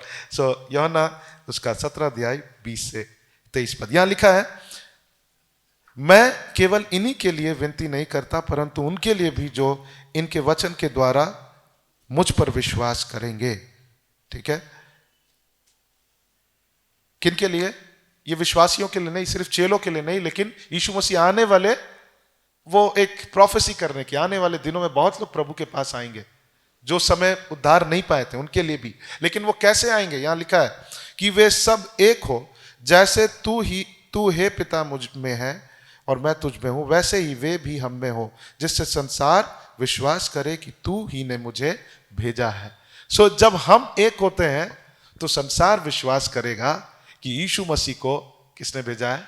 परमेश्वर ने भेजा। आज आपको पता है, लोग क्रिसमस मनाएंगे, सब कुछ करेंगे, लेकिन इस बात पर विश्वास नहीं करेंगे कि यीशु मसीह को प्रभु ने भेजा है। लेकिन यहां पे लिखा है, एक कुंजी दिया गया कि कैसे संसार विश्वास करेगी कि यीशु मसीह को प्रभु ने भेजा है, जब हम एक होंगे। कैसे एक होंगे? जैसे पिता, पुत्र और पवित्र आत्मा एक है। हालेलुया, आमीन। यीशु मसीह जब आपको पता है यीशु मसीह अपने टीम लीडर को क्या किए? सबमिट किए। वो त्रिएक परमेश्वर है, लेकिन यीशु मसीह दीन हो गए, वो नीचे आ गए, वो अपने आप को शून्य कर दिए, लेकिन अपने पिता के वो अधीन थे। वो तीनों कौन है? एक ही। जब वो क्रूस पर भी मर रहे थे, वो कौन है? परमेश्वर थे। लेकिन उन्होंने ये कहा कि मैं अपने पिता के अधीन रहूंगा। मैं अभी जब पृथ्वी पर हूं तो मैं पुत्र के रूप में आया हूं, लेकिन मैं उसके अधीन रहूंगा। हालेलुया, आमीन। सो यहां पे, और वो एक थे, वो उनके फंक्शंस अलग अलग हैं, पिता, पुत्र और पवित्र आत्मा के, लेकिन वो एक होकर चल रहे थे। पुत्र ने ये नहीं कहा कि मुझे पवित्र आत्मा के जैसे होना है। जब वो पृथ्वी पर, उसने ये नहीं कहा प्रभु मुझे आपके जैसे होना है, मैं, शैतान मेरा परीक्षा कर रहा है और वो कह रहा है कि इस पत्थर को रोटी बना दो, मैं ये करना चाहता हूं क्योंकि मैं दिखाना चाहता हूं। बाइबल में लिखा है जब उसको दुख उठाए तो उसने बदला नहीं लिया। उसने ये नहीं कहा कि मैं बदला लेना चाहता हूं, दिखाना चाहता हूं कि मैं परमेश्वर हूं, पिता आपने क्यों मुझे यहां भेजा। नहीं, वो लोग एक होकर काम कर रहे थे। हालेलुया, आमीन, आमीन। यीशु मसीह जब पुत्र बनकर आए, वो यहां पर मनुष्य के समान थे, वो शून्य हो गए, वो अपने उस पद को क्या कर दिए? वो छोड़ दिए। आमीन। सो यहां पे लिखा है 21 पद को जब हम पढ़ेंगे, और यीशु मसीह प्रार्थना करते हैं ताकि वो लोग क्या हो? एक हो, जिससे कि वो संसार पर क्या डाले? प्रभाव डाले। आपको पता, हम और आप इस संसार को हम कितना भी प्रचार कर ले, लेकिन वो बिलीव नहीं करेंगे कि यीशु मसीह को परमेश्वर ने भेजा है जब तक हम लोग एक होंगे। हालेलुया। लेकिन जब हम लोग एक होंगे, एक मन के होंगे, जब हमारे बीच में कोई विभाजन नहीं होगा, तो संसार के ऊपर में क्या होगा? ये एकता उन पर क्या डालेगा? प्रभाव को डालेगा। हालेलुया, आमीन। सो दूसरी बात हम देख रहे, एकता क्या है? एकता वो कुंजी है जिससे हम संसार पर प्रभाव डालेंगे, जिससे हम इस दुनिया में हम इम्पैक्ट को डालेंगे। हालेलुया, आमीन। और बहुत सारी कुंजियां हैं, लेकिन ये उसमें से एक कुंजी है जिससे कि हम संसार पर क्या डालेंगे? प्रभाव को डालेंगे। और ये जो है चर्च को लिमिट कर रहा है, ये जो कलीसिया को क्या कर रहा है? सीमित कर दे रहा है। क्या? अनेकता। लेकिन जहां पे एक है, वो कलीसिया को सीमित, वो लिमिट नहीं कर सकता। कलीसिया क्या होगी? क्या होगी? वो बढ़ेगी। हालेलुया। आपको पता है जब हम प्रेरितों के काम में पढ़ते हैं, आइए हम लोग कुछ वचनों को पढ़ेंगे। प्रेरितों के काम 1 अध्याय 14 पद, 1 अध्याय का 14 पद को कोई पढ़ दीजिए। प्रेरितों के काम उसका 1 अध्याय और 14 पद। और यहां पे कुछ वचनों को हम लोग पढ़ेंगे, और वहां पे हम लोग देखेंगे कि वो लोग एक थे। और हम लोग सीक्वेंस वाइज पढ़ेंगे कुछ वचनों को, और पढ़ते पढ़ते हम लोग देखेंगे कि उस एकता के कारण वहां पर बहुत सारे चिन्ह चमत्कार हुए, वो लोग पवित्र आत्मा को प्राप्त किए। फिर हम देखते बहुत लोग उद्धार पाए। फिर हम देखते वहां चिन्ह और चमत्कार हुआ। और फिर हम देखते हैं कि आखिरी में जो मिनिस्ट्री जो है, वहां पर लोगों को भेजा गया। क्यों? ताकि परमेश्वर का राज्य का बढ़ोतरी हो। वो कैसे हुआ? एकता के कारण। 1 अध्याय और 14 पद में लिखता है, ये सब कई स्त्रियां और यीशु की माता मरियम और उसके भाइयों के साथ एकचित होकर प्रार्थना में लगे रहे। और ये क्या कर रहे थे जब एक थे? किस लिए? उस पवित्र आत्मा की वो प्रतीक्षा कर रहे थे, क्योंकि वो एक थे। कई बार हम लोग सोचते हैं, हम लोग ये नहीं सोचते हैं कि एकता के विषय भूल जाते हैं, हम बस ये सोचते हैं कि पवित्र आत्मा का बपतिस्मा मिल जाए। लेकिन ये लोगों को कैसे मिला? उसमें से एक कारण था, वो लोग एक होकर क्या कर रहे थे? प्रतीक्षा। They were one and waiting for the Lord. आमीन। आप सोचिए, अगर हम सब यीशु मसीह की वेट कर रहे हैं, प्रतीक्षा कर रहे हैं, अगर हम एक होकर प्रतीक्षा नहीं कर रहे हैं तो क्या होगा? हाँ, अगर यीशु मसीह आ भी जाए तो जो एक नहीं है वो छूट जाएंगे। आमीन। सो वो एक थे और प्रार्थना कर रहे थे। और 2 अध्याय के 1 पद में लिखा है, जब पेंतिकुस्त का दिन आया तो वे सब एक जगह इकट्ठे हुए। एकाएक आकाश से बड़ी आंधी, किसी सनसनाहट का शब्द हुआ, और उससे सारा घर जहां वे बैठे थे वो गूंज उठा, और उन्हें आग किसी जीभ फटती हुई दिखाई दी। यानी वो पवित्र आत्मा के बपतिस्मा को क्या किए? वो प्राप्त किए। आमीन। और इसी का 2 अध्याय का 46 पद को जब हम पढ़ेंगे, 46 पद यहाँ लिखा, वे प्रतिदिन, फिर यहाँ लिखा, एक मन होकर मंदिर में इकट्ठे होते थे और घर घर रोटी तोड़ते थे, तोड़ते हुए आनंद और मन की सिधाई से भोजन किया करते थे। ओके, हर दिन मिलते थे एक होकर, यहां लिखा एक मन होकर। बस ऐसी गैदरिंग के लिए नहीं, जैसे अभी गैदरिंग चल रहा है, हो सकता है वहां पे लोग एक मन भी ना हो, लेकिन गैदरिंग चल रहा था वहां मिल, वैसा गैदरिंग नहीं, वहां पे एक मन होकर वहां पे गैदर कर रहे थे। और जब हम आगे पढ़ेंगे ना, वहां पर हम मंदिर में पतरस के उपदेश को देखते हैं, वहां पे क्या होता है, बहुत लोग प्रभु के पास आते हैं। क्यों पता है? क्योंकि ये लोग एक मन होकर प्रार्थना कर रहे हैं, है ना। 5 अध्याय और उसका 12 पद को जब हम पढ़ेंगे, यहां लिखा, प्रेरितों के हाथ से बहुत चिन्ह। ओके, 5 अध्याय का 4 अध्याय का 24 पद को पढ़ेंगे, यहां लिखा है, यह सुनकर उन्होंने एक चित होकर ऊंचे सबसे परमेश्वर से कहा, हे स्वामी, तू वही है जिसने स्वर्ग और पृथ्वी और समुद्र और जो कुछ उसमें है बनाया है। वो लोग क्या देखे वहां पर? आश्चर्य कर्मों को देखकर परमेश्वर की महिमा कर रहे हैं। वहां पे आश्चर्य कर्मों को क्यों देखा गया? क्योंकि लोग एक होकर प्रार्थना करते थे, वहां पे लोग एक थे। और फिर और भी, है ना, वो चिन्ह और चमत्कार कंटिन्यू हुए। लिखा, पर प्रेरितों के हाथों से बहुत चिन्ह, और 5 अध्याय के 12 पद में लिखा है, प्रेरितों के हाथों से बहुत चिन्ह और अद्भुत काम लोगों के बीच में दिखाए जाते थे, और वे सब एक चित होकर सुलेमान के उस सारे में इकट्ठे हुआ करते थे। यानी कि वो चिन्ह और चमत्कार, परमेश्वर अद्भुत कामों को क्या कर रहे हैं? वो कंटिन्यू कर रहे हैं। आमीन। जब हम लोग 8 अध्याय और उसका 6 पद को देखेंगे, प्रेरितों के काम 8 अध्याय 6 पद, और यहाँ पे लिखा, जो बातें फिलिपुस ने कही उन्हें लोगों ने सुनकर, जो चिन्ह वह दिखाता था उन्हें देख देख कर एक चित होकर क्या लगाया? मन लगाया। वहां पे लोग एक मन थे। और जब हम आगे देखते हैं, एक वचन को पढ़ेंगे, यहाँ पर 15 अध्याय और उसका 25 पद को हम लोग देखेंगे। यहाँ पे लिखा, इसलिए हमने एक चित होकर ठीक समझा। उन्होंने एक चित हुआ और ये ठीक समझा कि चुने हुए मनुष्यों को अपने प्रिय बरनबास और पौलुस के साथ तुम्हारे पास भेजे। यानी कि अब लोग भेजे जा रहे हैं। वो एक होकर डिसाइड किए कि अब हमें परमेश्वर के राज्य को क्या करना है? एक्सपैंड करना है। हालेलुया। सो हम यहाँ पे कुछ एग्जाम्पल को देख रहे हैं, जहाँ पे लोग एक थे, वो पवित्र आत्मा के बपतिस्मा को प्राप्त किए, वहां पे बहुत लोग उद्धार प्राप्त किए, वहां पे चिन्ह और चमत्कार दिखाई दिए। अब यहां पर लोगों को और भी जगहों में क्या किया जा रहा है? भेजा जा रहा है। हमारी कलीसिया जो है वो तब तक बाहर जाकर लोगों को जीत नहीं सकता, तब तक हम यहां से भेज नहीं सकते जब तक लोग एक नहीं है।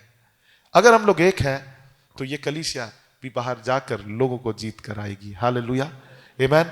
मैं विश्वास करता हूं कि आने वाले दिनों में परमेश्वर यहां से बहुत सारे सेवकों को, शायद वो यहां नहीं रहे लेकिन यहां से बाहर जाए और बहुत सारे लोगों को जीत कर आएंगे। आमीन। कितने लोग विश्वास करते हैं? है ना। हो सकता है आप में से किसी के बच्चे होंगे जिनको परमेश्वर अद्भुत रीति से इस्तेमाल करेगा। आमीन। और इससे और बहुत सारे लोगों को वो जीत पाएंगे। इससे भी बड़ी कलीसिया होगी उनकी। लेकिन वो कब होगा? जब हम लोग एक मन होंगे। हालेलुया। सो जब एक मन होते हैं, हम क्या करते हैं?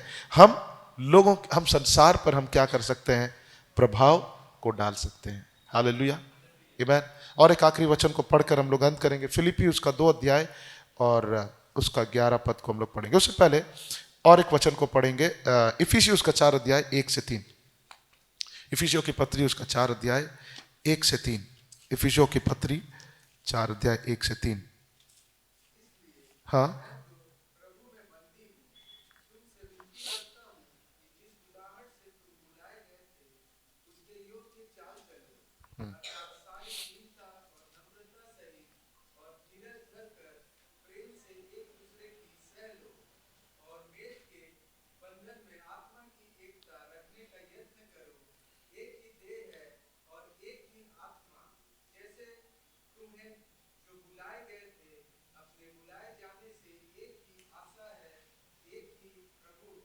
ओके।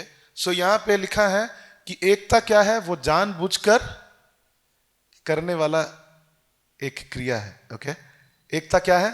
इंटेंशनली। इंटेंशनली मतलब जानबूझकर, इंटेंशनल चीज है। वो यहां पे ऑटोमेटिकली नहीं आएगा, या मतलब गलती से आप एक नहीं हो सकते हैं। लेकिन यहाँ पे क्या लिखा हुआ 3 पद में, और मेल के बंधन में आत्मा की एकता रखने की क्या करो, यत्न रखो। आमेन। सो हमको क्या करना है, यत्न, अपने एफर्ट को डालना है इंटेंशनली, यानी कि हम जहां भी है हम इंटेंशनल रहे कि हम यहाँ पर क्या रहना चाहते हैं, एक रहना चाहते हैं। ओके, अगर हमारे बीच में कुछ भी हमारे विचार में अलग है तो हम ये कहेंगे कि एक ही परमेश्वर है हमारा, एक ही आत्मा है, एक ही मसीह है जो हमारे मध्य में है, और हम उन एक करने वाली बात पर हम क्या करेंगे, फोकस करेंगे। आमीन। वो कहता है क्योंकि एक ही प्रभु, एक ही विश्वास, एक ही बपतिस्मा, और सब एक ही परमेश्वर और पिता है जो सबके ऊपर और सबके मध्य में है और सब में वो है। हालेलुया। सो ये जब हम ऐसा होंगे, एक होंगे, तो हमारे बीच में डिवीजन नहीं होगा। हालेलुया। आमीन। अगर आप उस शब्द को देखेंगे डिवीजन, डिवीजन का मतलब क्या है पता, डाई विजन, राइट। वो 2 शब्द से बना, डाई एंड विजन, मतलब विजन जो है उससे डाइवर्ट हो जाना, यानी हमारे दर्शन से हट जाना। हमारा दर्शन क्या है, हम क्या देख रहे हैं, प्रभु हमें क्या दिखा रहा है अभी, कि हमें एक होकर चलना है, हमें अधीन रहना है, तब हम क्या हो सकते हैं, तब हम एक होकर चलने पाएंगे। हालेलुया। आमीन। सो यहाँ पे इस बात को देखते हैं। फिलिप्पियों का 2 अध्याय का 1 से 11 पद को हम लोग पढ़ेंगे। फिलिप्पी 2 अध्याय और 1 से 11 पद, और यहाँ भी हम कुछ बातों को हम लोग देखेंगे, और पौलुस यहाँ पे कुछ बातों को रिमाइंड कराता है। फिलिप्पी मैं पढ़ देता हूँ 2 अध्याय का 1 से 11। यहाँ पे लिखता है, अतः यदि मसीह में कुछ शांति और प्रेम से ढाढ़स और आत्मा की सहभागिता और कुछ करुणा और दया है, तो मेरा यह आनंद पूरा करो कि एक मन रहो। अगर हम कहते हैं कि हम आत्मा में एक है, अगर हम कहते हैं कि हम आत्मा में हम पवित्र आत्मा के साथ सहभागी हो रहे हैं, सो वहां एक होना क्या होना चाहिए, दिखना चाहिए। आमीन। अगर हम एक नहीं है यानी पवित्र आत्मा के साथ सहभागी नहीं है। अगर हम एक नहीं है, हम अन्य भाषा में भी प्रार्थना कर रहे हैं, वहां पर क्या है, एक्चुअली वो सब फेक है, वो गिमिक्स है, वहां पे हम कोई पवित्र आत्मा से परिपूर्ण नहीं है। लेकिन जहां पे लोग पवित्र आत्मा से परिपूर्ण है, वहां पर पौलुस कहता है, तो मेरी का आनंद को पूरा करो कि एक मन रहो और एक ही प्रेम, एक ही चित्त और एक ही मनसा रखो। विरोध से झूठी बढ़ाई के लिए कुछ ना करो, पर दीनता से एक दूसरे को अपने से अच्छा समझो। तो यहाँ पे जब हम पढ़ते हैं, यहाँ में ये समझ में आता है कि दीनता, ह्यूमिलिटी, दीनता जो है हमें एक बना सकता है। लेकिन अगर हम दीन नहीं है तो हम एक नहीं हो सकते। पिता, पुत्र, पवित्र आत्मा, अगर वो तीनों के पास में अपना अपना घमंड होता तो वो कभी एक नहीं हो सकते। आपको पता है सबसे सबसे सबसे स्ट्रॉन्ग यूनिटी किसका है, पिता, पुत्र और पवित्र आत्मा का है। क्यों? क्योंकि वो यीशु मसीह दीन थे। बाइबल में लिखा है यहां पर, जिसने परमेश्वर के स्वरूप में होकर भी परमेश्वर के तुल्य होने को अपने वश में रखने की वस्तु ना समझा। वो टीम में काम कर रहे थे। यीशु मसीह वो अपने पिता को वो अपने टीम लीडर मानते थे और वो उसके अधीन हो गए। और लिखा है, वरन अपने आप को ऐसा शून्य कर दिया और दास के स्वरूप धारण किया और मनुष्य की समानता में हो गया और मनुष्य के स्वरूप में प्रकट होकर अपने आप को दीन किया और यहां तक आज्ञाकारी रहा कि मृत्यु, हाँ क्रूस की मृत्यु भी वो क्या कर ले, सह ले। इस कारण परमेश्वर ने उसे क्या किया, अति महान बनाया। हालेलुया, उसे अति महान बनाया। सो डिवीजन है ना, चर्चेस में ब्रेक डाउन कैसे आता है, उसका कारण क्या है? जब एक व्यक्ति सोचता है कि जब एक व्यक्ति को कुछ स्थान चाहिए होता है, ओके, एक प्लेस चाहिए होता है, वहां क्या आता है, डिवीजन आता है। एक वचन को खोलेंगे, मत्ती उसका 20 अध्याय का 22 से 8। मत्ती 20 अध्याय उसका 22 से 8। आपके एकता को क्या ढाएगा मैं बताना चाहता हूं। बाइबल बतलाती है, और वो ये है कि अगर आपको कोई स्थान चाहिए, ठीक है, आपको कोई पोजीशन चाहिए। आजकल बहुत सारे चर्चेस टूट रहे हैं, क्यों? क्योंकि लोगों को क्या चाहिए, स्थान चाहिए। तो यहां पे लिखा है मत्ती उसका 20 अध्याय और उसका 22 से 28 पद, कोई पढ़ दीजिए क्या लिखा है, 22 से 28 पद, मत्ती 20 अध्याय, मैं पढ़ देता हूं इसको।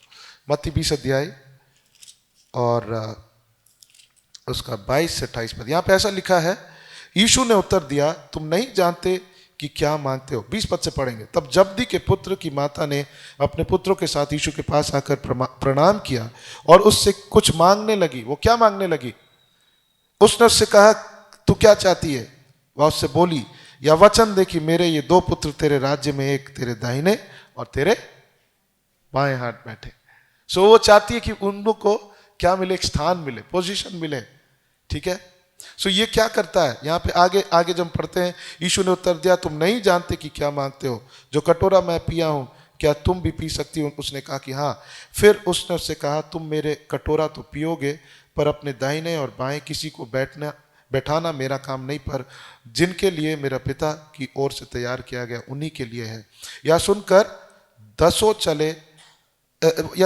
10 चेले उन दोनों भाइयों पर क्या हुए, क्रोधित हुए। यहां पे क्या आ गया, डिवीजन आ गया। क्यों? क्योंकि कोई पोजीशन चाहते थे, तो यहां पे बाकी 10 क्या सोचने लगे, नहीं, घृणा करने लगे। सो जब आपको कोई पोजीशन चाहिए था, हम इसीलिए कलीसिया में जब आते हैं, यहां आने का और कोई एजेंडा नहीं है हमारे यहां आने का। यहां किस लिए आते हैं आप? परमेश्वर के वचन को सुनने के लिए, आपकी आत्मिक उन्नति के लिए। यहां आपको कोई स्थान परमेश्वर इसलिए नहीं बुलाया कि आपको कोई स्थान मिले, यहाँ पे कोई पोजीशन मिले। लेकिन जब वहां पे ऐसी बात हुई तो वहां पे क्या आ गया, डिवीजन आया। सो जहां पे पोजीशन वाले लोग होते हैं, जहां पे लोगों को चाहिए कि मुझे पोजीशन चाहिए, वहां क्या आएगा, वहां पे डिवीजन आ जाएगा। और आगे लिखा है, यीशु ने उन्हें पास बुलाकर कहा, तुम जानते हो कि अन्य जातियों के हाकिम उन पर प्रभुता करेंगे, अन्य जातियों के हाकिम उन पर प्रभुता करेंगे, और जो बड़े हैं वे उन पर अधिकार जताते हैं। परंतु तुम में ऐसा नहीं होगा, परंतु जो कोई तुम में बड़ा होना चाहे वह तुम्हारे सेवक बने। हालेलुया। सो यहां पे लिखा है, परमेश्वर के राज्य में बड़ा होना क्या है, हाँ, स्टेप अप करना क्या है, स्टेप डाउन करना है। हालेलुया। सो जब भी आपको लगे कि कुछ पोजीशन चाहिए, कुछ स्थान चाहिए, आप ये सोचे कि मुझे दास बनना है, मैं सेवा करूंगा। हालेलुया। यीशु मसीह अपने आप को शून्य कर दिए, इसलिए परमेश्वर ने उसे सबसे ऊंचे में उठाया और उसको सबसे उत्तम नाम दिया। वो नाम क्या है? प्रभु यीशु मसीह। हालेलुया। उनके नाम से पहले उसने प्रभु जोड़ दिया, उनको सबसे उत्तम नाम दिया। और कोई प्रभु नहीं है, केवल एक ही प्रभु है। वो कौन है? प्रभु यीशु मसीह। हालेलुया। सो दूसरी बात यह है कि जब हम देखते हैं पौलुस और बरनबास, जॉन मार्क को लेकर वो लोग क्या कर रहे थे, उनके बीच में डिवीजन आ गया। ठीक है, दोनों क्या थे, थोड़ा ढीठ हो गए, स्टबर्न हो गए। लेकिन कुछ ऐसी बातें जहां पर हम सोचते हैं कि ऐसा नहीं होना चाहिए, मतलब हम उसमें एडजस्ट कर सकते हैं, हमको क्या करना चाहिए। और दोनों बरनबास और पौल के बीच में क्या हो गया, डिवीजन आ गया। वो चाहते थे, एक जन चाहता था कि जॉन मार्क उसके साथ रहे। कौन चाहता था? बरनबास। और पौल नहीं चाहता था। सो जब दोनों के बीच में बात हुआ तो वो लोग, पौल बोला कि मैं नहीं चाहता हूं, बरनबास कहता था मैं चाहता हूं। और दोनों के बीच में क्या हो गया, डिवीजन हुआ। पौलुस दूसरे जगह गया और बरनबास दूसरी ओर चला गया। सो हमें देखना है कि जब हमें इस बात को, बाइबल में लिखा है, blessed are they who are peace maker, है ना, जो शांति को बनाने वाले लोग हैं। सो हमको देखना है कि हम अपने रिलेशनशिप को इसीलिए तोड़ने ना दें। आपको पता है रिलेशनशिप टूटना बहुत आसान है, लेकिन वो बनना बहुत मुश्किल है। आमीन, हालेलुया। सो हम इजीली किसी को हम जाने ना दें, क्योंकि परमेश्वर हमारे जीवन में लोगों को लाता है। जब हम उनको वैल्यू करेंगे, जब थोड़े लोग हैं, जब हम उनको वैल्यू करेंगे, जब हमको पसंद नहीं आ रहे, जब हम उनको मूल्य देंगे, परमेश्वर हमारे जीवन में और भी लोगों को जोड़ेंगे, जो हमारे साथ क्या रहेंगे, वो खड़े रहेंगे। हालेलुया, आमीन। सो हमें क्या करना है, लोगों को वैल्यू देना है, उनको ऐसी आसानी से छोड़ नहीं देना है। बस किसी हम लोग का मन नहीं मिल रहा तो हम अपना रास्ता, आप जाइए, मैं अपना रास्ता जाऊंगा, ऐसा हमें नहीं करना है। आमीन। और फिर बाइबल बतलाती है, कुरिन्थियों की पत्री में जब हम पढ़ते हैं, वहां पर एक बात कहा गया है कि कोई बोने वाला है और कोई काटने वाला है। सो वहां पर कुरिन्थियों की पत्री में पौलुस कहता है कि हमारे लिए सबसे उत्तम एंड सबसे इंपॉर्टेंट कौन है? यीशु मसीह है। कोई सेवक नहीं है, कोई भी सेवक नहीं है। और वो सेवक अच्छा प्रकाशन देते हैं, ओके, ये सेवक कुछ नहीं दे रहे हैं। बाइबल में लिखा है कोई बोने वाला है और कोई काटने वाला है, लेकिन सबसे उत्तम कौन है? प्रभु यीशु मसीह है। हालेलुया। सो बाइबल बतलाता है कि हमारा कोई ऐसे, वो हमारे परमेश्वर नहीं है ना। उनका उनका उनका संदेश अच्छा, यस, हम सबके संदेश को सुने, उसमें से जो अच्छा है उसको ले, उसको जो अच्छा नहीं है हम उसे ना ले। और हम सुन सकते हैं लोगों के संदेशों को, लेकिन वो हमारे लिए सबसे उत्तम नहीं हो जाना चाहिए। कई बार हम लोगों को अपना परमेश्वर बना लेते हैं, और क्या होता है? चर्च में डिवीजन होता है। लोग कहते हैं कि नहीं वो अच्छा सेवक है, ये अच्छा सेवक नहीं है। और कलीसिया के अंदर भी अगर कई सेवक होंगे तो लोग क्या कर लेते हैं? ऐसे फेवरेट लोगों को बना लेते हैं, और वो क्या करता है? कंपैरिजन, डिवीजन को लाता है। आमीन। लेकिन प्रभु चाहता है कि हम लोग एक बने। जब हम एक होते हैं, हम कौन से स्थान में हैं? हम अभिषेक के स्थान में हैं। हालेलुया। आमीन। अभिषेक क्या करता है? हमको एम्पावर करता है, हमें सशक्त करता है कि हम जीवन में आगे बढ़ते रहें। अभिषेक क्या करता है? हमेशा हमको रिफ्रेश्ड रखता है। आमीन। हमें नया रखता है। आप आराधना कर पाएंगे, प्रभु की स्तुति कर पाएंगे, आप हमेशा अपने आप को नया महसूस करेंगे। और जहां अभिषेक है, जहां पे एकता है, वो आशीष का स्थान है। हालेलुया। आइए हम अपने अपने स्थानों में खड़े हो जाए, और आज हम लोग अपने जीवन को परमेश्वर को फिर से सौंपे।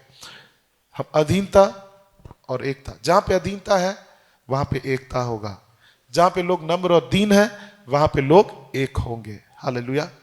जहां पे अधीनता है वहां लोग एक होंगे, और जहां पे लोग नम्र और दीन है वहां पे एकता हो सकती है।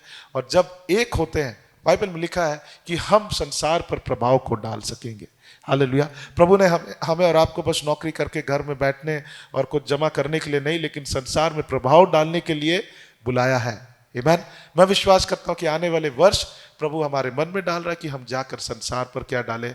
प्रभाव को डालें। हालेलुया। परमेश्वर हमें सिर्फ यहाँ बुलाया नहीं, लेकिन संसार में भेजा है। We have to go and impact the world. आइए हम लोग प्रार्थना करेंगे। आइए हम अपने हाथों को ऊपर उठाएं और हम आज समर्पण करें कि प्रभु, जो यहाँ पे बहनें हैं जो बुरे परिस्थिति से होकर गुजर रहे हैं, और हमने वचन में देखा कि अधीनता सुंदरता है, और उस सुंदरता को देखकर लोग प्रभु के पास आएंगे। प्रभु चाहता कि हम अधीन रहे, और यही परमेश्वर को भाता है। परमेश्वर को कौन सी सुंदरता अच्छा लगता है? जो मन की दीनता और नम्रता, वो परमेश्वर को भाता है। हालेलुया। आइए हम प्रभु से कहें कि प्रभु, आज मैं अपने आप को समर्पित करता हूं। आइए जब इस छोटे से कोरस को गाएंगे, आप लोग अपने अपने समर्पण को करें। अगर आप अधीन नहीं रहे, प्रभु से कहें कि प्रभु मैं क्षमा चाहता हूं, मैं आज अधीन होना चाहता हूं, मैं आज एक होना चाहता हूं। जहां एकता है वहां पे अभिषेक है, वहां पे ब्लेसिंग है, वहां पे नयापन है। Thank you Jesus. आइए हम क्या है? समर्पण करते हैं। Thank you Jesus. समर्पण करते हैं हम, समर्पण करते हैं हम, समर्पण करते हैं हम, समर्पण करते हैं हम। तेरी इच्छा मेरे जीवन में पूरी हो सदा, तेरी इच्छा मेरे जीवन में पूरी हो सदा। समर्पण करते हैं हम, समर्पण करते हैं हम, समर्पण करते हैं हम, समर्पण करते हैं हम। Thank you Jesus. Yes Lord. प्रभु, हम अपने आप को आपके हाथों में समर्पित करते हैं। अगर यहाँ पे कोई है जो चाहते हैं, हो सकता है वे अपने लोगों के प्रति समर्पित है, अपने घर में वो समर्पित जीवन को जी रहे हैं, लेकिन आप चाहते हैं कि आप अपने जीवन को यीशु मसीह को समर्पित करें। बाइबल में लिखा है, जो इस पर विश्वास करता है कि यीशु मसीह मेरे लिए मारे गए, गाड़े गए और तीसरे दिन जी उठे, मेरे पापों के लिए मारे गए, जो इस बात पर विश्वास करता है और जो ये विश्वास करता है कि वो जीवित परमेश्वर है, वचन में लिखता है कि परमेश्वर उसे सारे पापों से शुद्ध करता है, परमेश्वर उसे उद्धार देता है। सो अगर आप यहाँ पे आप चाहते कि आप प्रभु को जीवन दें, आप चाहते कि आप समर्पित हो जाए, आप चाहते कि उन बातों को छोड़ दे जो प्रभु नहीं चाहता, आप चाहते कि आप यीशु मसीह को अपना जीवन दे दे, आइए मेरे पीछे ये प्रार्थना हो क्या। यीशु मसीह, मैं आपके चरणों में आता हूँ और मैं अपने पापों को अंगीकार करता हूँ और मैं ये विश्वास करता हूँ कि आप मेरे लिए आए, मारे गए, गाड़े गए और तीसरे दिन जी उठे। मैं ये विश्वास करता हूँ प्रभु। आमेन, आमेन, हालेलुया। धन्यवाद परमेश्वर इस दिन के लिए, प्रभु इस वचन के लिए, और परमेश्वर आज जिन्होंने अपने जीवन को आपको सौंपा है, परमेश्वर आपके वचन में लिखा है जो ये विश्वास करते हैं उन्हें उद्धार आप देते हैं प्रभु। प्रभु आज से प्रभु उनके जीवन में जो भी पाप है, जो भी ऐसी बातें हैं जो जिस पर वो प्रबल नहीं हो पा रहे थे, प्रभु वचन में लिखा है कि आपने क्रूस पर जब आपने मरा, परमेश्वर आप मरे प्रभु, आपने पाप का उस सामर्थ को परमेश्वर आपने तोड़ दिया प्रभु। मैं विश्वास करता हूँ आज प्रभु यीशु मसीह को जीवन देने के कारण उनके जीवन से पाप का सामर्थ टूट गया प्रभु और वे आज़ाद हो गए, उन्होंने उद्धार को पाया, वे आपकी धार्मिकता बन गए प्रभु। हम ये विश्वास करते हैं।